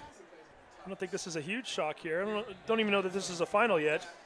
Glacier Peak 42, Shorewood 0. Are you sure those are the schools with those? Okay, that sounds right. That sounds very, very much right, yeah. Glacier Peak looking very good, by the way. They had a huge win last week over Snohomish. Justin Guffey, we'll talk about his night here in just a minute as we get the bubble screen there, and it's not going to work if you go down to your knee, even if you do catch it. And fortunately for Nate Navlet, he didn't, or he would have lost even more yards. Falls incomplete, 3rd and 20. Justin Guffey for Glacier Peak last week, he had 9 catches for 141 yards and 2 touchdowns. He threw for a touchdown, and because that wasn't enough, he returned 2 kickoffs for touchdowns. It's a heck of a 5-touchdown game. So you think Mountlake Terrace is doing a lot of onside kicks now? Wait till they play Glacier Peak. Yeah, well, I'll say one other thing about Guffey. Has Tingstead dropping back to pass, finally throws it out into flat to Marshall. Marshall gets by one defensive player, just tight-roping along that sideline on the left side, and finally is pushed out at the 38. Did manage to pick up 16 yards. If you're Meadowdale, you got to go for this. Still leaves them 4 short, so it's 4th and 4. You know, on this play right here, this looked a lot like Mountlake Terrace's defense last week, at least in the first half. A lot of missed tackles. Right there, they had Meadowdale stopped for only maybe a 4 or 5 yard gain. Instead, they pick up 15 yards. So big play from Meadowdale right here. Or maybe not. And it actually says 4th and 6, so it's not 4th and 4. And the reason that's crucial right now is because there is an encroachment penalty on Mountlake Terrace. So 4th and 6, if it is in fact 4th and 6, that's what the board is showing. That would still leave them about a yard short. Yeah. You know, Dave, I'm looking out there. I don't know if it is a full 6, though, is it? We're going to find out right now. Maybe not a full, but you can see the yard markers. That's not 5 yards. No, so it's going to be a little bit more than that. So it would be a 4th and very short if they do, in fact, call that penalty. Yet to see them march it off. Another score for you while we're taking a little break here. Lake Stevens defeating Marysville Pilchuck 42-7. It's the Marysville Pilchuck team that played in the semifinals of the state playoffs last year. I think you're going to hear that a lot this year. Lake Stevens leading blah, blah, blah, a lot to a little. Boy, that quarterback for Lake Stevens. Jacob Eason, who's going to the University of Georgia, graduating early so he can try to play spring ball, a la what Jake Browning is doing for the University of Washington right now. And Eason, generally regarded as one of the top 10 quarterbacks in the nation. Certainly the most highly touted and highly recruited quarterback to ever come out of Snohomish County. And we saw him here at Edmond Stadium last week against this Meadowdale Maverick team. He is the real deal. Handoff up the middle, and apparently getting the first down. And usually you try not to be quite as obvious about it as what we just saw there. But Marshall trying to fall forward, and C.J. Lewis, his teammate, wrapping his arms around him and just trying to tackle him forward for the first down, and it worked. It's not illegal if they don't throw the flag. I guess not. Again, it happens all the time in football, but usually you try to be a little more discreet about it. He might as well just picked him up and just dragged him. We're going to get a pass from Tingstead.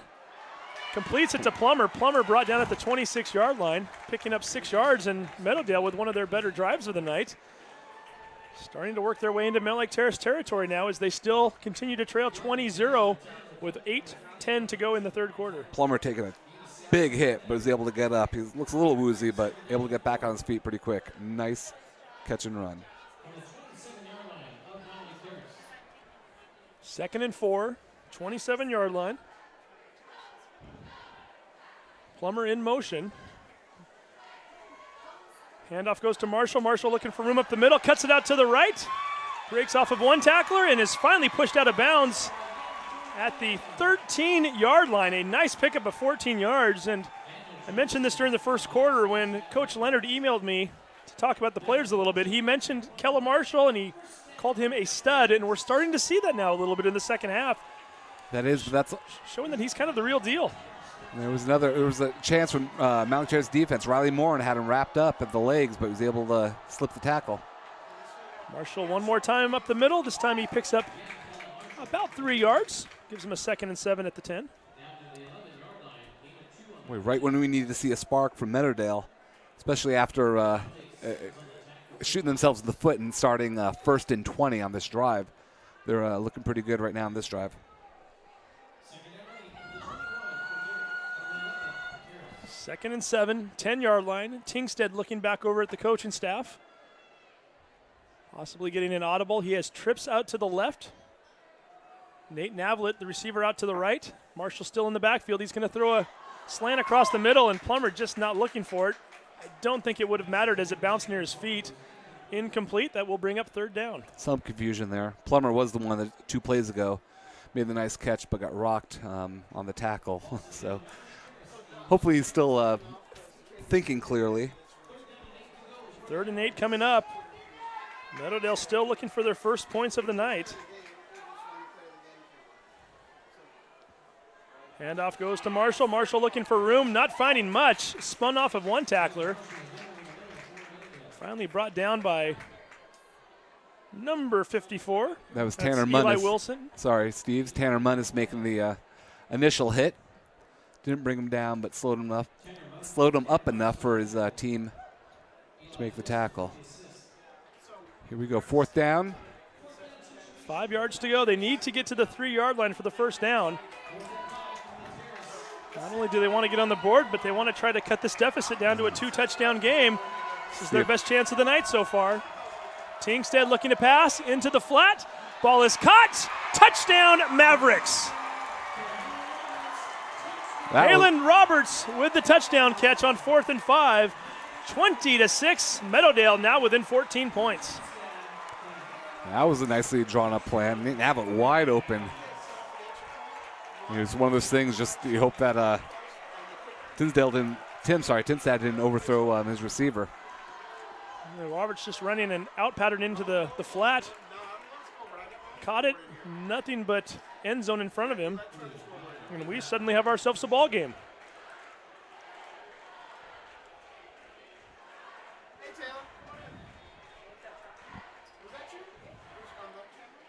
Julio Abad in to kick the extra point.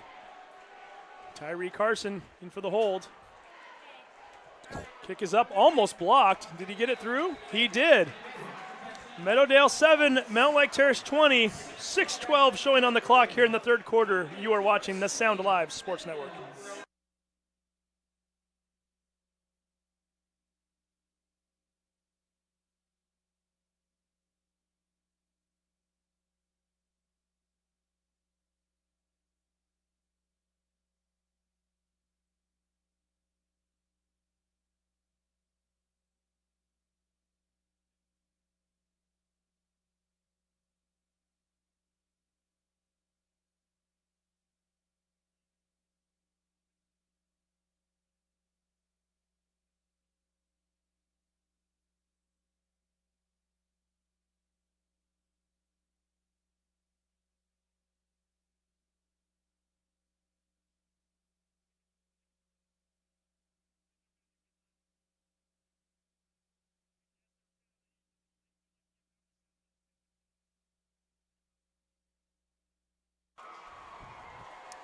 Suddenly, we've got ourselves a ball game. Meadowdale 7, Mountlake Terrace 20.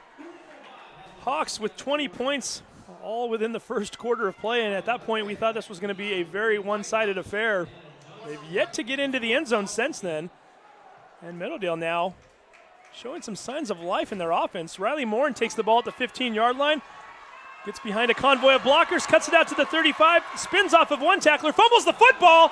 Meadowdale's got it, and they're running down the sideline at the 20, the 15, and finally brought down at the 14-yard line is Nate Navlet. Mentioned we've got ourselves a ball game. I was understating it. We really got ourselves a game now as Meadowdale in the red zone for the second time in as many as 2 minutes. They've got a chance to do some damage here. Yeah, I was just going to say momentum is switching or shifting even before that fumble. So now Meadowdale really feeling good about themselves and their chances. That defense, which was probably ready for a little bit of a rest after that last possession, they're not going to get one now. They've got to get themselves fired up and ready to go very quickly as Navlet ran that ball back all the way to the 15-yard line. So 2 big special plays for Meadowdale. Remember the block punt and now the fumble on the kickoff. And they're looking good right now. Tingstead running over towards the sideline, gets his marching orders. Marshall in the backfield. Tingstead looking for the end zone on the first play. He's got Navlet. Incomplete. Riley Morin, and they're going to call a penalty. They're going to call pass interference as Morin. I thought he had position there. They're going to say maybe he wasn't looking back and made contact. It was close. It looked like he did turn his head last second, and which from a defensive back standpoint is what you're kind of taught to do. So again, ball was floated up there a little bit too much as Navlet got behind Morin initially, and I think if Tingstead had maybe floated that into the back corner a little bit more, he might have caught the ball. Yeah. Gave Morin a chance to recover and get his hand on it. A lot of the fans right down below us here are booing. It was a close play. I don't think you can say it's an out-and-out bad call. It was a close call. And if you are if you're a defensive back, you're going to get that one called on you more often than not, and that's exactly what happened.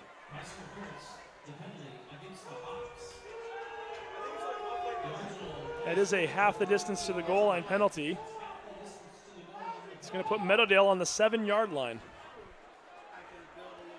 oh, they don't put it on the 1-yard line because there's an end zone? Yeah, half the distance regardless. So it goes from the 14 to the 7. And in high school, they don't give you the automatic first down. Okay, it's first and 3, so they can get a first down at the 4-yard line, which is kind of interesting. Marshall right up the middle, picks up the first down and then some. Lunges his way forward to the 3. So again, that will give them a new set of downs. First and goal. Barely halfway through this third quarter. There is a lot of time left in this game.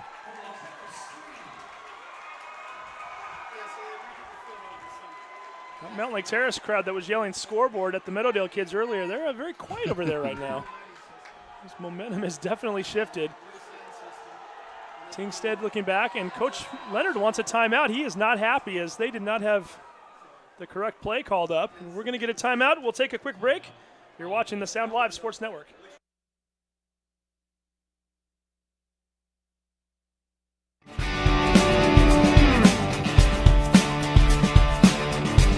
Shoreline Community College and Puget Sound Auto Dealers Association have been recognized internationally for its pioneering in finding a new way to deliver technical training for automotive repair. For over 20 years, Adrenaline Fundraising has been raising more money in less time for Washington schools. We are so confident in our fundraising program that we guarantee your results. Whether your team is looking for traditional fundraisers like gold cars or cookie dough, or you want to explore new technology fundraisers that leverage your network. We are here to help. Visit adrenalinefundraising.com to connect your local rep today.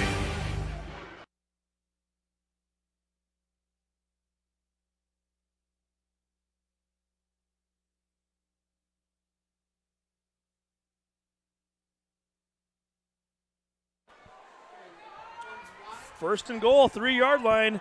The Meadowdale Mavericks trying to make this a one-possession game. Drew Tingstead takes the snap, fakes the handoff to Marshall, rolls out to his right. He's looking in the middle of the field, throws into the end zone. Touchdown, Mavericks! What a catch. Great catch. Zachary Plummer trying to straddle that back line, and I think he was paying attention to that line as much as he was the ball because he needed to make sure he was in bounds, and consequently wasn't able to come down with it cleanly initially. He bobbled it about 2 or 3 times and finally hauls it in the back of the end zone for the touchdown. Right, he had his right hand up there just to sort of slow it down, and you're right, it kind of bobbled it, looked down his feet, he was in, and the ref was right there, so what a catch. Nice third quarter for Plummer. 2 big catches. Kick is up. The kick is good, and we have a 6-point game with 5:22 to go here in the third quarter. Stick around, folks. It's getting very, very interesting. We're going to take a quick break. You're watching the Sound Live Sports Network.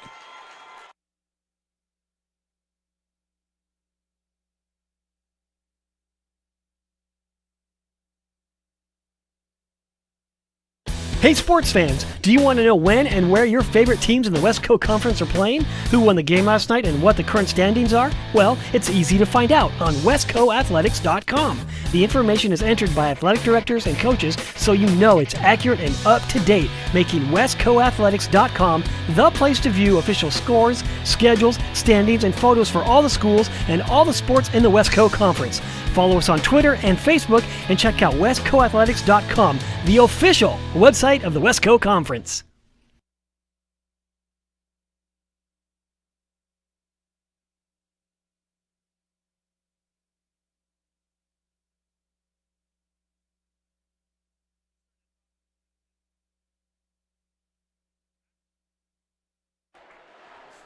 And welcome back to a brand new ball game. Meadowdale with all 14 points here in the half and catching that ball and not getting any style points doing it. I believe that was number 54, Eli Wilson. It was.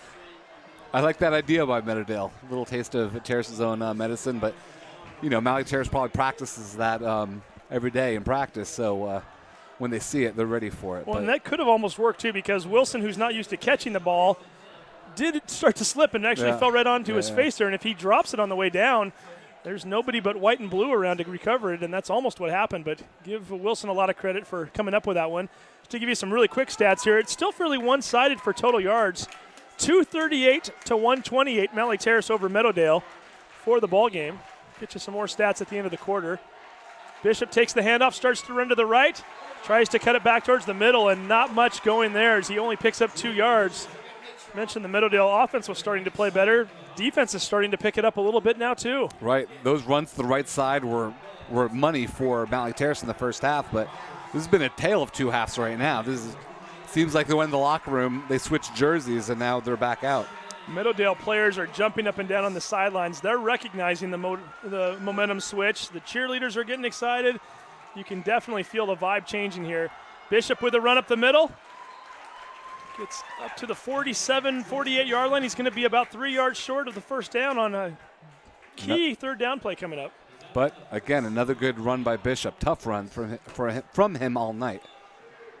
So, yeah, you're right. This is a really big play for Mountlake Terrace because if they don't get it here, it'd be tough to want to go for it on fourth down. 4:21 to go here, third quarter. Meadowdale with 14 consecutive points have cut this game into a 6-point deficit. Bishop with a first down and then some, and he might have hurt himself a little bit there as somebody came down on his ankle as he ran by them and gets up a little bit wobbly, but is finally able to shake it off and looks like he is fine. Gets ahead to the first down marker. Yeah, it looks like past midfield to the 46. Excuse me, it looked like he had his feet kind of kicked out from underneath him. He just landed square on his back, almost looked like he stepped on a banana, but big play for Bishop and Mountlake Terrace. That was stop some of the bleeding on this second half for them. Hawks with a full backfield. Bishop and Munnis back there with Mikey Jensen. Jensen going to take off running right up the middle this time. Just good old-fashioned 3 yards in a cloud of dust. Only without the clouds and the dust, it's turf, but you get the idea. That's just smash-mouth football right there. We've got a big linebacker-like quarterback. We're going to run him right up the middle at you and have fun trying to stop him until he gets 3 or 4 yards, and that's exactly what they did. And you got to like Meadowdale's response right here, at least the defense. They were getting crushed first half. Now they're hitting. They did give up that first down and a few yards in this on this last play, but you could see they're more fired up than a half ago. 2nd and 7 coming up. Jensen in the shotgun, hands off to Bishop. Bishop not finding much room right now. Runs that were going for 10 or 12 yards in the first half are now only picking up a couple. Now Meadowdale must find a way to stop them on third down, very similar to what they had just a few plays ago. A little bit longer this time. It's 3rd and 6, but if you're the Mavericks, you want this stop, and you want it right now. Now, there hasn't been too many close calls for the Mountlake Terrace coaching staff to make on a 4th and short in this part of the field, so we don't know if this is 4-down territory or not. We might find out here in a minute. 2:36 left in the third quarter. Bishop in motion. Jensen's going to keep it himself, puts his shoulder down, tries to get forward, doesn't pick up much. Might have gotten 2.5 yards. It's going to be short by about 4, and the Hawks have a huge decision to make now. 4th down at their Meadowdale 40. If you're Meadowdale, you want Mountlake Terrace to go for it because they are they figured out the run game, at least so far this half. Boy, this game is looking somewhat similar to last week now. Mountlake Terrace with 20 points in each of the 2 halves. It was 20-10 at halftime last week, 20-0 this week. And in both cases, their opponent came out and scored the first 14 points of the half, and it looked as though momentum was swinging. Mountlake Terrace got it going at some point against Mariner. They need to do that again right now, and we're going to find out on 4th and 4. And the Hawks decide to call a timeout, and for the sake of putting us in the jeopardy of missing a big play, we'll keep it right here. I don't know if they're trying to maybe draw Meadowdale off sides. It wouldn't surprise me if they came back out here with the punting unit, but still, with the way the Maverick defense is playing, how fired up they are, it wouldn't surprise me if Mountlake Terrace wants to do, Mikey wants to do a hard count and see if he can get 1 or 2 Meadowdale Mavericks to jump. Keep in mind you do have a situation, too, where your quarterback is also your punter. You can put Mikey back in as in a quarterback in a shotgun formation if he wants to do a quick kick and get it to where there's no return man in the backfield there. He can kick it down to the 10-yard line or so. Yep. Or conversely, he can do the opposite. He can line up as a punter and still play quarterback and do a fake. Hawks coming back onto the field. It looks as though their offense is still out there as Daniel Johnson flanked out to the right side. Jordan Bishop on the left wing, Riley Morin on the right wing. Munnis is in the backfield with Jensen. They need to get to the 41 for the first down. Let's see what they can do. Munnis goes forward. Yeah, that's penalty flags everywhere. We wondered about that. That was both Munnis and Mikey looked like they kind of stuttered, but I don't know if that's on the quarterback or the rest of the team. I said first down was at the 41. I meant 36. It was only off by 5 yards on the marker there. They're going to go back to the 45 now. So you've got a 4th and 9 situation. And as soon as we say that, I watch about 3 different Hawk players run off the field. So I'm assuming they might be looking to punt here. And they are. Now keep in mind, Jensen is your quarterback, as we just mentioned. Also keep in mind, one of the up men is Riley Morin. He's the fastest guy out there on the field. Could we see maybe a snap directly to him and let him run it? Nope, they're going to snap it back to Jensen, and he is going to kick it, and it goes off his foot once again, and I don't know if he even picked up 10 yards on that kick. He may not have. No, they're going to spot it as a 1-yard kick. Is that correct? They're putting the ball out at the 44-yard line. Mikey just had that one go right off of his side of his foot. 4 kicks last week for a 31-yard average. Don't have his average here right now, but that's the second bad kick we've seen from him in as many attempts. Right. The last punt looked like it got blocked a little bit. He had no one on him at all. He had all the time in the world, and that was just obviously a bad kick. 1:42 to go here in the third quarter. So the Mountlake Terrace defense gave up 2 touchdowns, but those were on 2 short fields, 1 incredibly short field. So here Meadowdale has to go a little bit further, 55 yards if they want to get in the end zone. Tingstad takes the snap, hands it to Marshall. Marshall looking for some room, cuts it out to the left, still on his feet, finds the sideline and is finally pushed out. See where they mark it. It looks like they're going to mark it right about at midfield, maybe just a little bit on the other side at the Terrace 49. Pickup of 7 brings up a 2nd and 3. Shoved out of bounds, so it does stop the clock with 1:34 to go here in the third quarter. Tingstad once again to Marshall. Marshall right back up the middle, ahead for a first down. Just picking up 6 or 7 yards per carry right now, and that's exactly what it's taken to keep these chains moving and Gets down to the 43-yard line, another first down. Now, Meadowdale is hurrying up to the line of scrimmage. It doesn't mean they're necessarily going to snap it quickly, but they want to get in position, look at Mountlake Terrace's defense, and then they can adjust if they want, or they can snap the ball. Been going no huddle most of the second half, and it seems to be working. Fake the handoff to Marshall. Tingstead looking down the field, gets blitzed, gets rushed, trying to get away from it, and is finally brought down as he tries to slide. Looked as though Daniel Johnson might have made the play. Tingstead did pick up perhaps a yard on the play. We'll give him 2nd and 9. You were generous on that spot. Nice display. I'm looking at the yard marker. It looks like it's just in front of the original line of scrimmage. Maybe 8 or 10 inches. How's that sound? All right. Give him a slight gain on it. He wasn't sacked anyway. Clock now under a minute to go here in the third quarter. 43 seconds.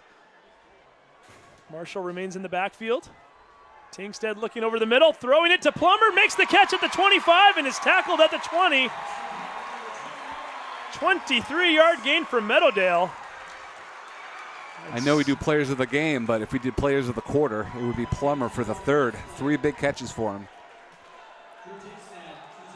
He has 2 first downs and a touchdown. Well, that quarterback's not doing too bad either. Right. There's Drew Tingstead continues to come alive, and Marshall as well. Throw that one into the flat. Roberts catches it at the 15 and is finally brought out at the, looks like they're going to spot him down at the 13, a gain of 7. Let's give Harrison White some credit there, the wide receiver blocking his man, allowing Meadowdale to get around that side and get 7 yards. We like to see receivers blocking. No, absolutely. Normally they like to score touchdowns. They don't want to get dirty, but that time number 19, Harrison White, did a good job. 2nd and 3 coming up. Tingstead's going to throw one more time. Plummer with another big catch, first down to the 8-yard line. Oh, by the way, I noticed something here a moment ago we didn't point out. Meadowdale has now thrown 5 touchdown passes this season. 3 last week and 2 this week. 5 touchdown receptions from 5 different receivers. So something to keep an eye on is Navlet, White, and Chavez had one last week. Roberts and Plummer have one tonight. Handoff goes to Marshall. Marshall not finding much room and coming through and making a big tackle is Munnis. Marshall initially slipping away from the first tackler, tried to spin out to the left, and Munnis just shot the gap and brought him down. Loss of about 2 yards on the play, and we've come to the end of the third quarter, a quarter that was dominated by Meadowdale and a quarter in which Meadowdale has put themselves possibly within 10 yards of taking the lead. Do not go anywhere. We're going to take a quick break, and when we come back, the final quarter of play, you're watching the Sound Live Sports Network.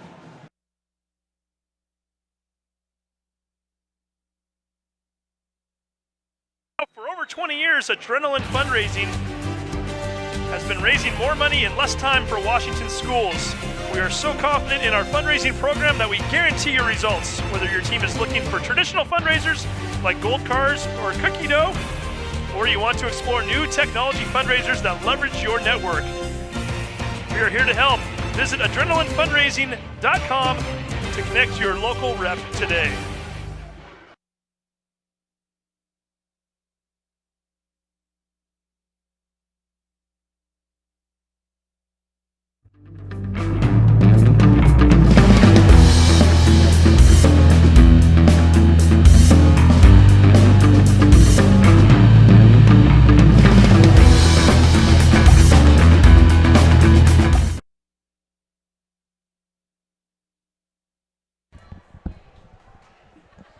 Mountlake Terrace 20, Meadowdale 14. However, Meadowdale is knocking at the door. 2nd and goal from the 11-yard line. And we are ready to go in the last period of play here. Start of the fourth quarter, Tingstead in trouble, scrambles away, still looking towards the back of the end zone. Had his man open, just fires it over the head of Nate Navlet. Incomplete. It's going to bring up 3rd and goal. Tingstead, I like that right there. He had a chance to run. He started running, but pulled it back out.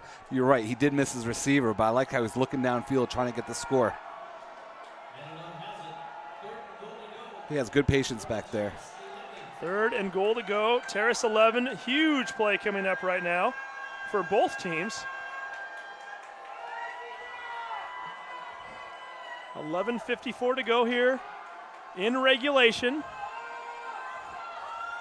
Mountlake Terrace trying to break a 6-game losing streak to the Mavericks over the years. Tingstead looking in the end zone. Penalty marker is down. Ball is thrown short. They're going to say White trapped it. Harry White thinks he made the catch. He's arguing with the umpire. May not have mattered anyway, as the penalty was thrown right around the 11-yard line. False start by Meadowdale. That's going to move him back 5 more yards to the 16. So that is a dead play foul. So Mountlake Terrace can't refuse it because they didn't blow the whistle to kill the play. Illegal procedure. I'm not sure if that's a play you can. Apparently, you cannot decline that because it looks like they're going to move him back 5. No, they in fact did decline it. So it is 4th and goal on the 11. Meadowdale electing to keep their offense on the field. They have a chance to get this game within 3 if they want to go for the field goal. They choose not to. Yeah, wow. So it's all or nothing. 4th and goal. They must get it into the end zone right here. 11:48 to go. And they're going to call a timeout. We are not going to leave because we do not want to miss the 4th and goal play here. So we're going to keep it right here.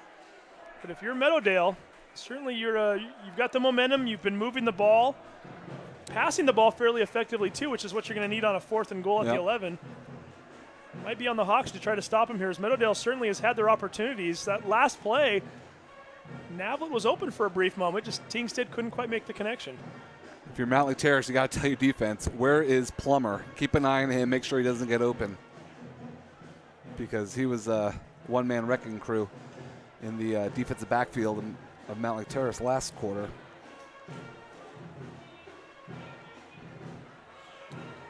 Hawks defense coming back out onto the field. Matt Leonard, first-year head coach at Meadowdale, was the head coach at Foster and Tukwila the last 2 years, so he does have head coaching experience, but looking for his first win as the Mavericks head coach. And if you are Meadowdale and you don't get this, obviously you say, oh, we should kick the field goal. But if you turn over on downs, look where Mountlake Terrace has to start on their own 10-yard line, and that'd be a long drive for them. And they haven't been looking. The running game hasn't looked this half like it did first half. So even if you don't get the touchdown here, you got to feel pretty good if you're Meadowdale. So here comes the Meadowdale offense. Harry White far out to the left.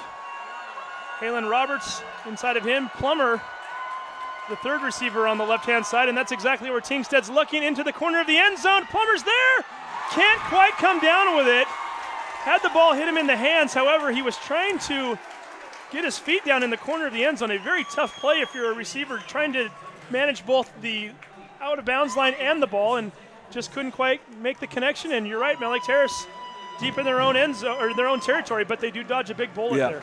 And I think you're exactly right with Plummer. You say, oh, Plummer dropped the ball. Well, I don't think he did. I think you're right. He was straddling that back line, trying not to get over it. So he had to stay in bounds and wasn't able to run after the ball, and just overthrown, passes over his fingertips.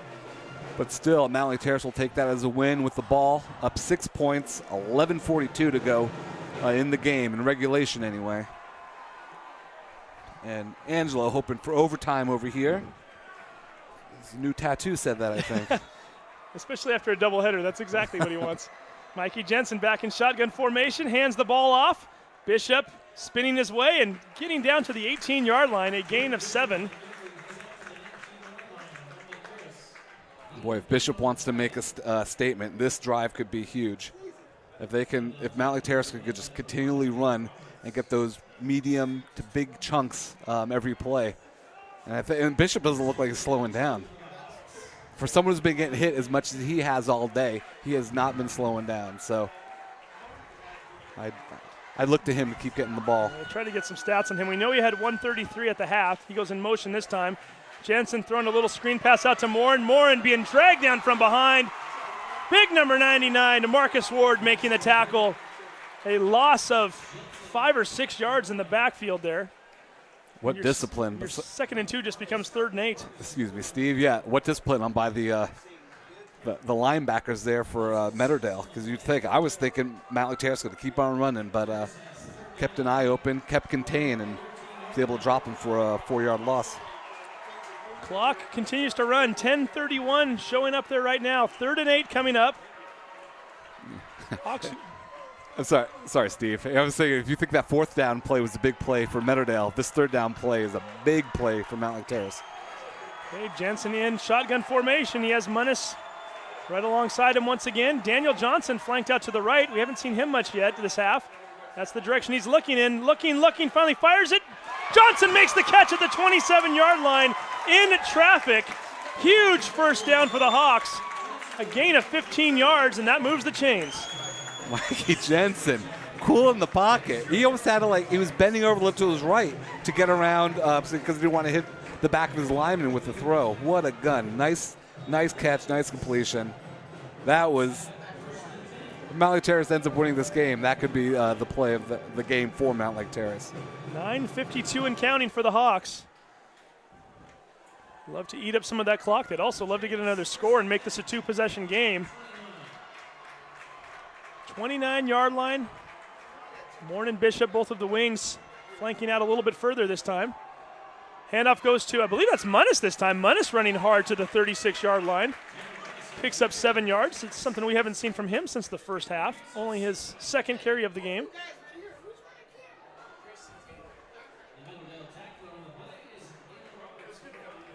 Dalen Roberts making the tackle for the Mavericks. 9:11 showing on the clock right now. Let's see, Mountlake Terrace had 2nd and 3 just a couple minutes ago and then lost yards. We'll see if they change strategy this second down. Moore and Johnson out to the right. Bishop out to the left. Mikey Jensen's going to keep it himself, and he's still going. Takes the whole pile with him to the 48-yard line. A pickup of 12, and another Hawks first down. Well, I've been talking about Jordan Bishop all night for his running, his tough running. That time, lead blocker, freeing up Jensen to get the first down. Steve, am I picking a favorite already? Noticing a lot of players walking over and giving Tanner Munnis a pat on the shoulder that play too. I didn't see it, but he must have had a pretty nice block in the backfield as well to help push that pile forward. 8:36 to go here in the fourth quarter.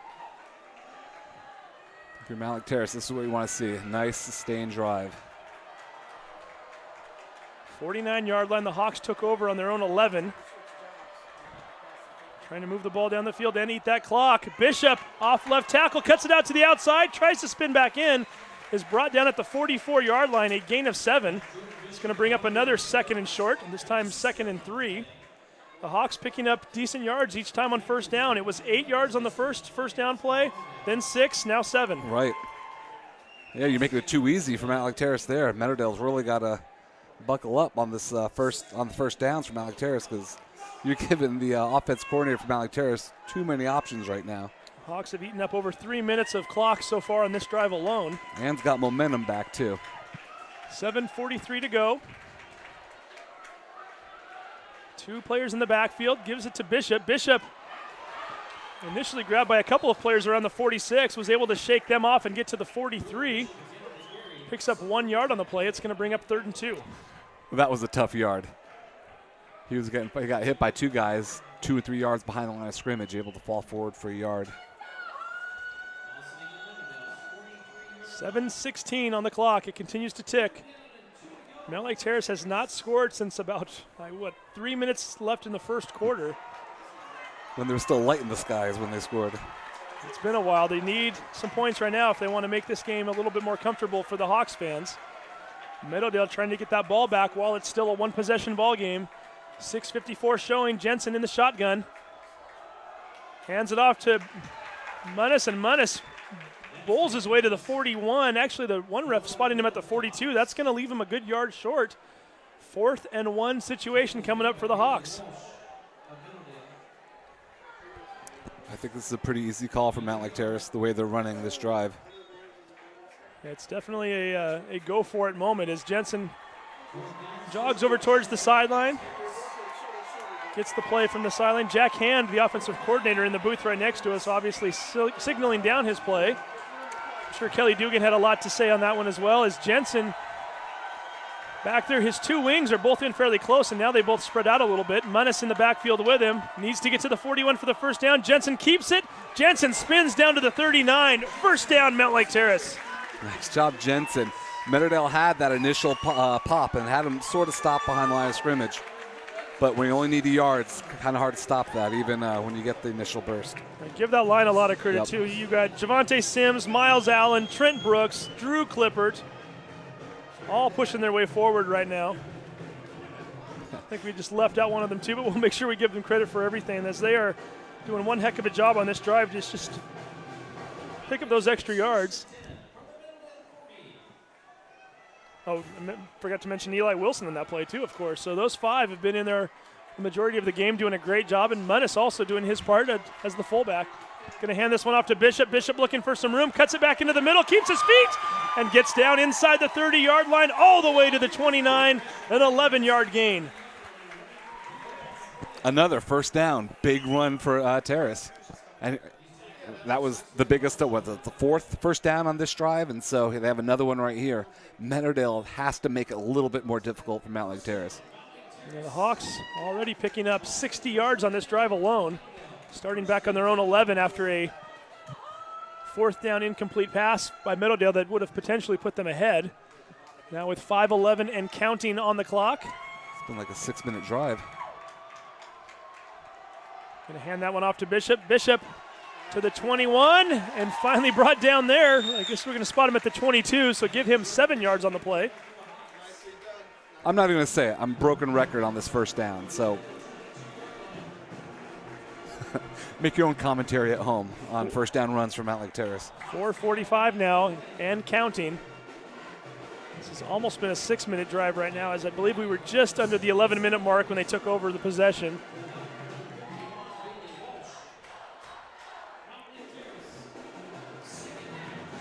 Second and 2, 4:27 left on the clock. Jensen once again in shotgun. He's going to keep it himself this time, looking for the first down. It's grabbed by 2 defenders. However, he is able to fall forward for a couple yards. He's about a yard short of the first down. Just short of the 20. Needs to get to the 19 for the first.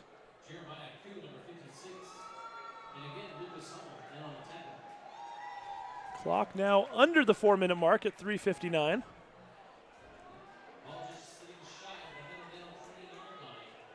Hawks looking to pick up this first down right here.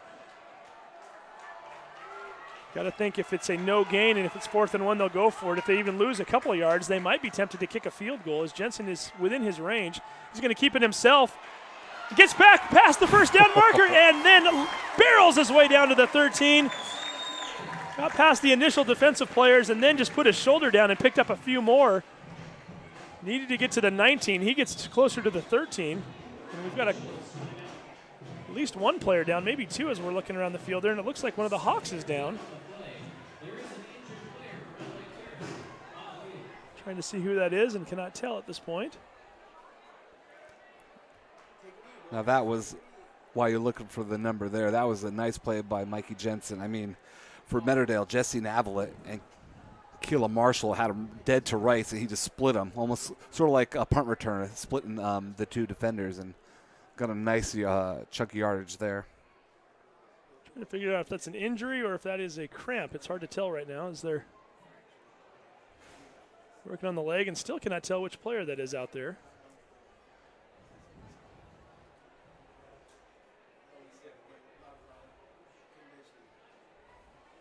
Start to look around the field. You know what? That actually, it might be Mikey Jensen is noticing that Garrett McDowell, the backup quarterback, is starting to take snaps on the sideline.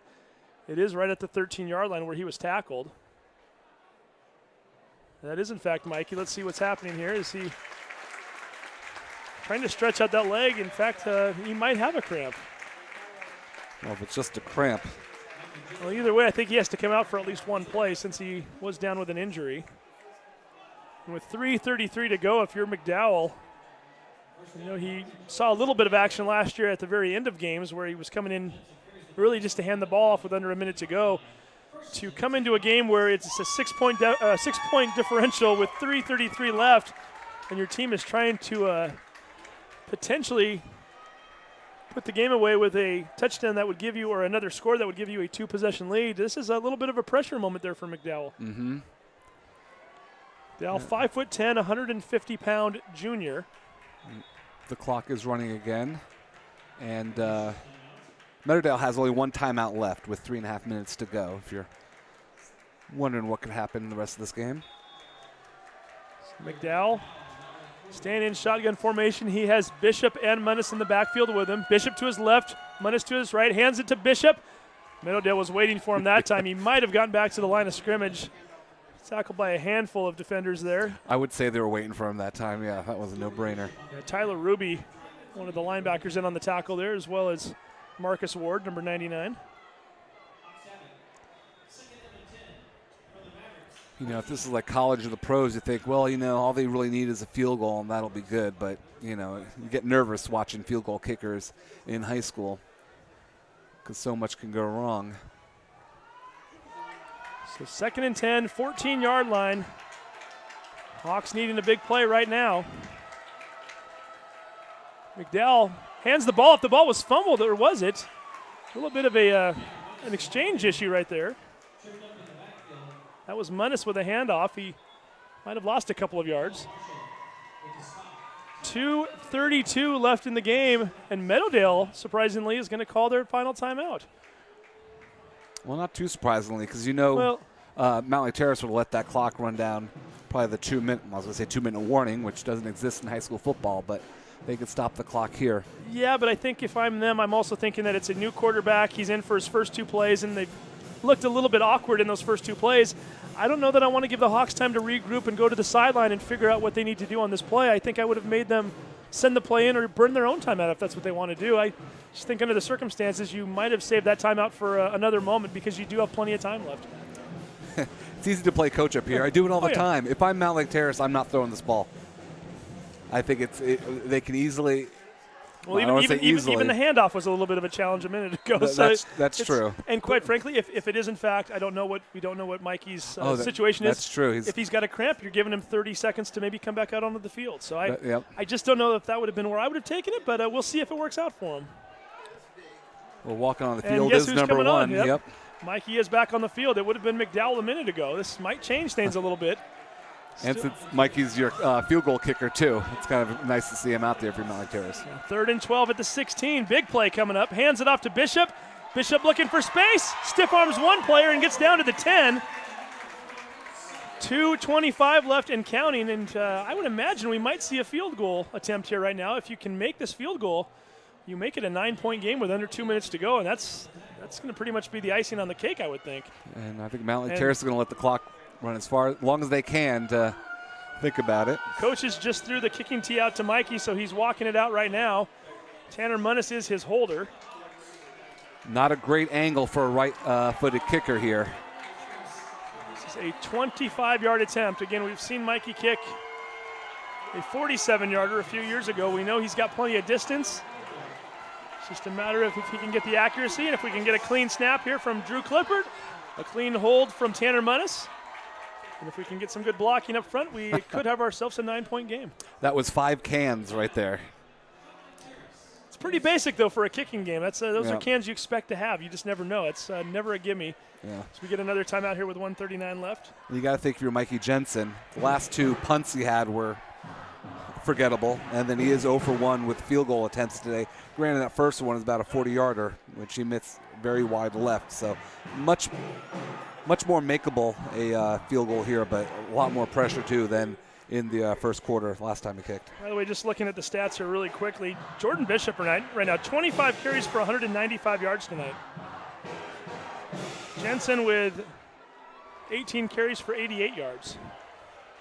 And could potentially have a field goal right here. 1:39 left. And certainly there would be time left for Meadowdale to try to get something going. Saying it would be game over, but the probability of them coming back if they have a 9-point deficit with a minute and a half to go and no timeouts remaining, it would be pretty tough. Munnis ready to hold. Clippard with the snap. The kick is up. The kick is good. Mikey Jensen, 25-yard field goal. Mountlake Terrace 23, Meadowdale 14. 1:34 left on the clock. We're going to take a quick break. You are watching the Sound Alive Sports Network.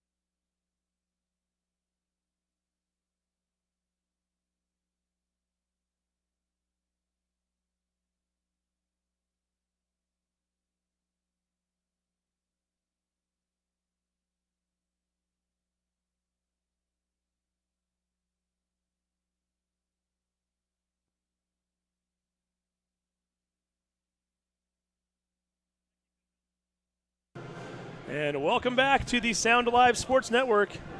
Mikey Jensen kicks that ball out of bounds. Give Meadowdale the ball at the 35-yard line. Can't Meadowdale decline that? Make them re-kick? Don't know if they have that option or not. I always forget the difference between college and high school. Mavericks will have the ball. Again, 94 ticks left. Stranger things have happened, but this is going to be a tough one for them. And, hey, win or lose tonight, very impressed with the way this Maverick team showed some resiliency. They could have easily packed it in that first quarter, fought hard all night, and really put themselves in a really good position to possibly win this game and to at the very least take the lead in the fourth quarter just a few minutes ago, before that last drive. And very respectable opening Westco 3A South night for them tonight. Yep. Tingstad drops back to pass, being held on defense. Do get a penalty flag down as Daniel Johnson picks it up. It's not going to matter as Riley Morin's going to get called for the pass interference. Johnson's going to run anyway. Why not? Take some time off the clock, too, for that matter. Goes at it to 24, and that was pretty blatant there as the ball was in the air. Morin was doing a little hand combat with his receiver, and also I think he might have even had a little bit of jersey from what I saw. Yeah, that was right in front of us here in the booth, so... Yeah, they don't come much easier than that. That was one that the referee didn't have much of a choice on. Does take the clock down to 1:19. Is that Daniel Johnson still not giving up the ball? No, he's holding on to it. He's practicing for the next pass, apparently.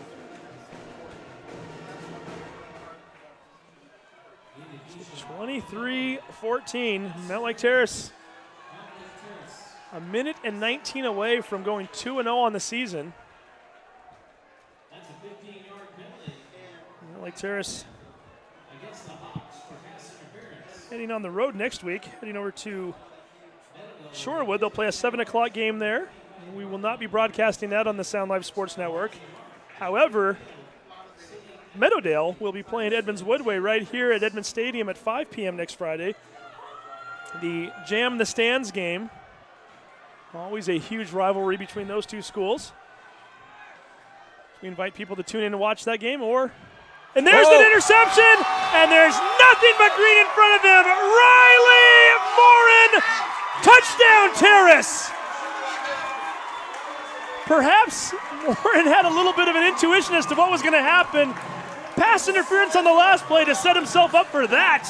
He broke on that ball right when it left Tinstad's hand. He timed it perfectly, caught it on around the 40 and ran 60 yards down the sideline. That pretty much ices the game as it's now 29-14 with 1:08 to go. That's an exciting way to end the game. Riley Morin caught that ball already in full stride and had nothing in front of him but end zone. It wasn't a matter of if he was going to score, it was how quickly. Yeah.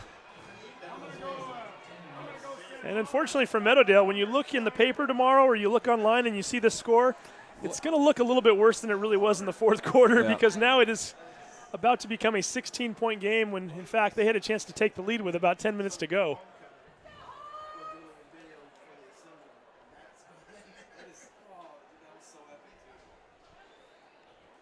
Mikey Jensen, Tanner Munnis back there to put this PAT up, having a little fun with each other as they're starting to celebrate the victory.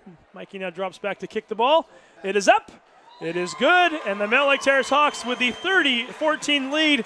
Don't forget, we have our Adrenaline Fundraising Player of the Game coming up at the conclusion. You do not want to miss that. So we will have one of the Mountlake Terrace Hawk players up here with us for a quick interview before we sign off. We're going to take a quick break. You're watching the Sound Live Sports Network.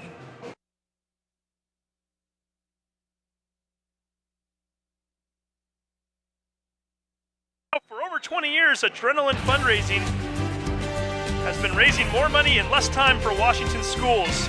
We are so confident in our fundraising program that we guarantee your results. Whether your team is looking for traditional fundraisers like gold cars or cookie dough, or you want to explore new technology fundraisers that leverage your network. We are here to help.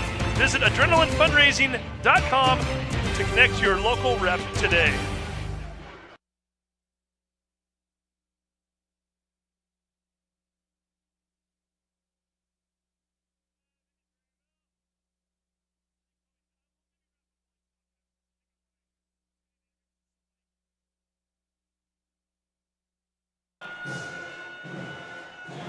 Riley Morin coming through big. 60-yard interception return for the touchdown. The Hawks now with a 16-point lead with 1:08 to go in the game.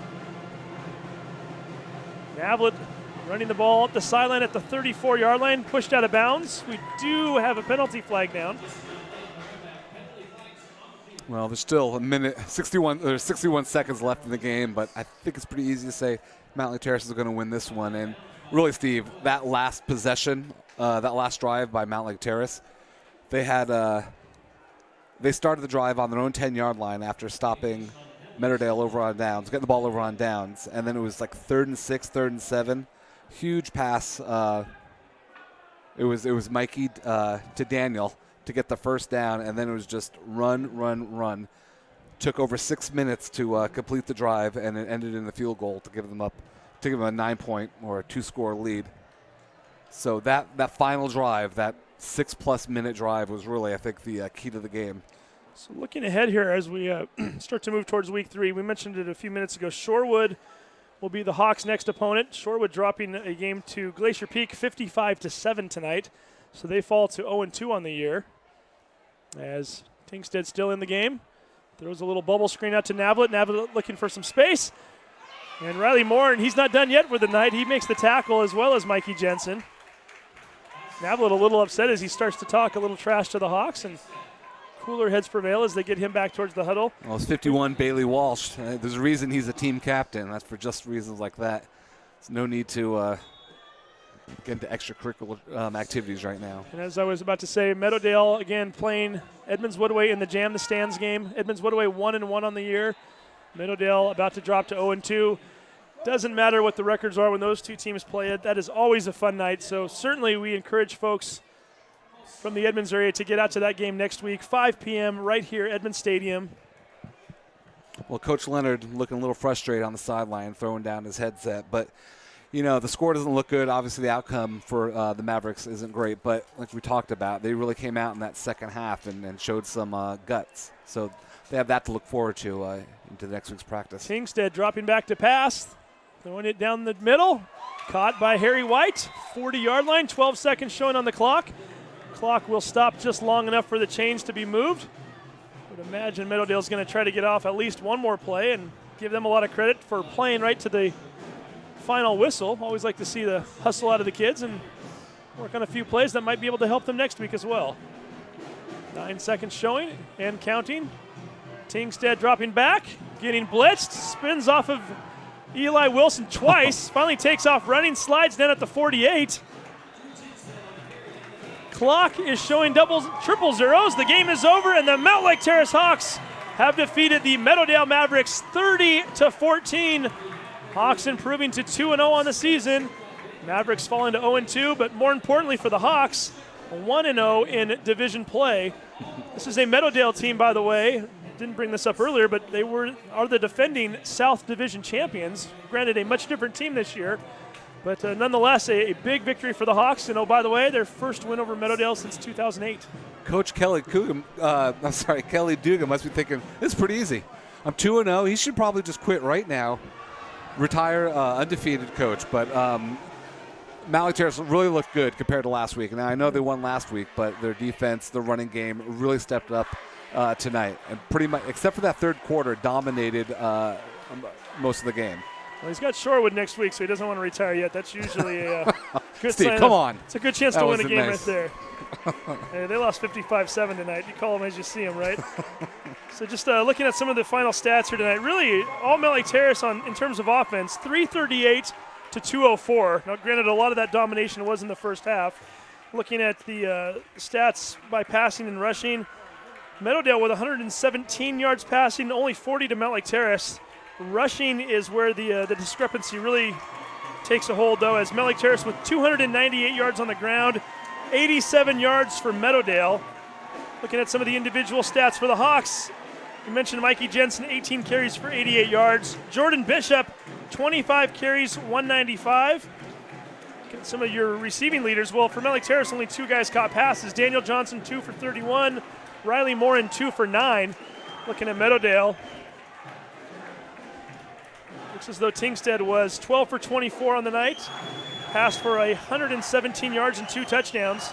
It's going to be Zach Plummer, right? Zach Plummer had 4 catches for 38. This is unofficial.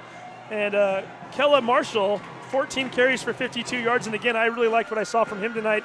Moving forward, he should be a nice threat for Meadowdale as we now await to see if we get one of our players of the game up here in a moment. Zach Plummer, like we said earlier, also with a touchdown. He's a team captain. We're going to keep it right here while we wait. It is the Adrenaline fundraising player of the game.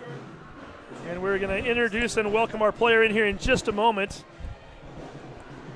We're going to keep this very short. It's 11 o'clock here now, so we know that everybody wants to get out of here, but we'll get Jordan up here in just a second as we hand the phone off to Dave Kostick so we can get a picture here once we get our shirt up. And I'll tell you what, you get 195 yards rushing. I think you have to be considered the player of the game, and that's exactly what we have. Jordan Bishop, congratulations. Big night tonight. Thank you, thank you. So now you had 195 yards rushing, 298 yards total rushing for the team tonight. Okay. Let's talk about your offensive line a little bit. They were putting together some nice holes for you, weren't they? Yeah, I love my brothers. Yeah, you're okay with those guys, huh? So I love them. Drew and Eli and Miles and all those guys, Trent. They do their work. The whole group.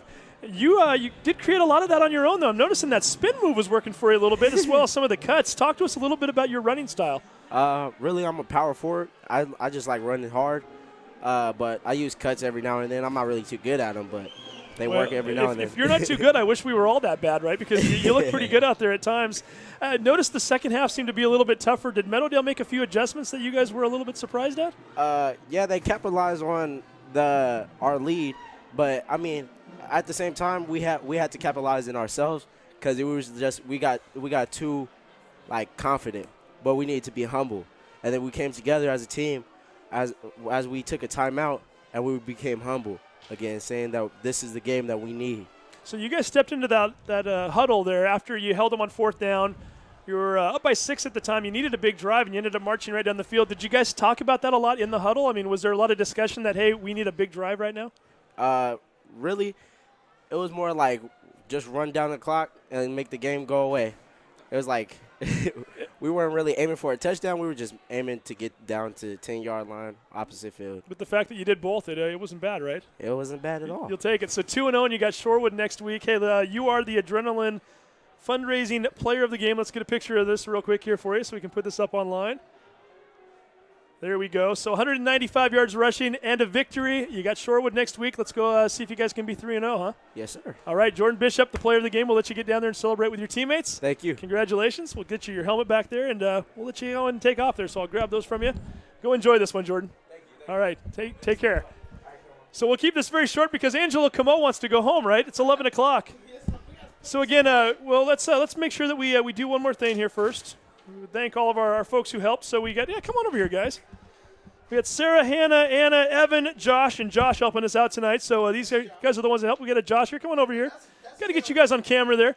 These are the guys that make it happen. They do a lot of the setup of the cords and the wires and running cameras the entire game. These guys put in a long day, so we want to make sure we're giving them their due here. So appreciate you guys for doing that, and thank you very much. And thank you for everybody involved with it. So for Teresa Whipple, for Angelo Camo, for Dave Kostick, we had Jason Smart do the first game with us. It has been a pleasure. First game tonight, Edmonds Woodway losing to Kamiak 42-22. And then the final game, the Mountlake Terrace Hawks defeating the Meadowdale Mavericks 30-14. Remind you again to tune in next Friday night, 5 p.m., the Jam the Stands game, Meadowdale versus Edmonds Woodway. I believe we've got a soccer game coming up this week, too. I don't have it in front of me, but next Tuesday night, does that sound right, Angelo? He's got it right here. So it is the Mountlake Terrace Hawks, as I'm trying to read this on the fly. Tuesday, Mountlake Terrace versus Newport, right here at Edmonds Stadium, 7:30. You can watch that game right here on the Sound Live Sports Network. Thank you for tuning in tonight. Have a great weekend.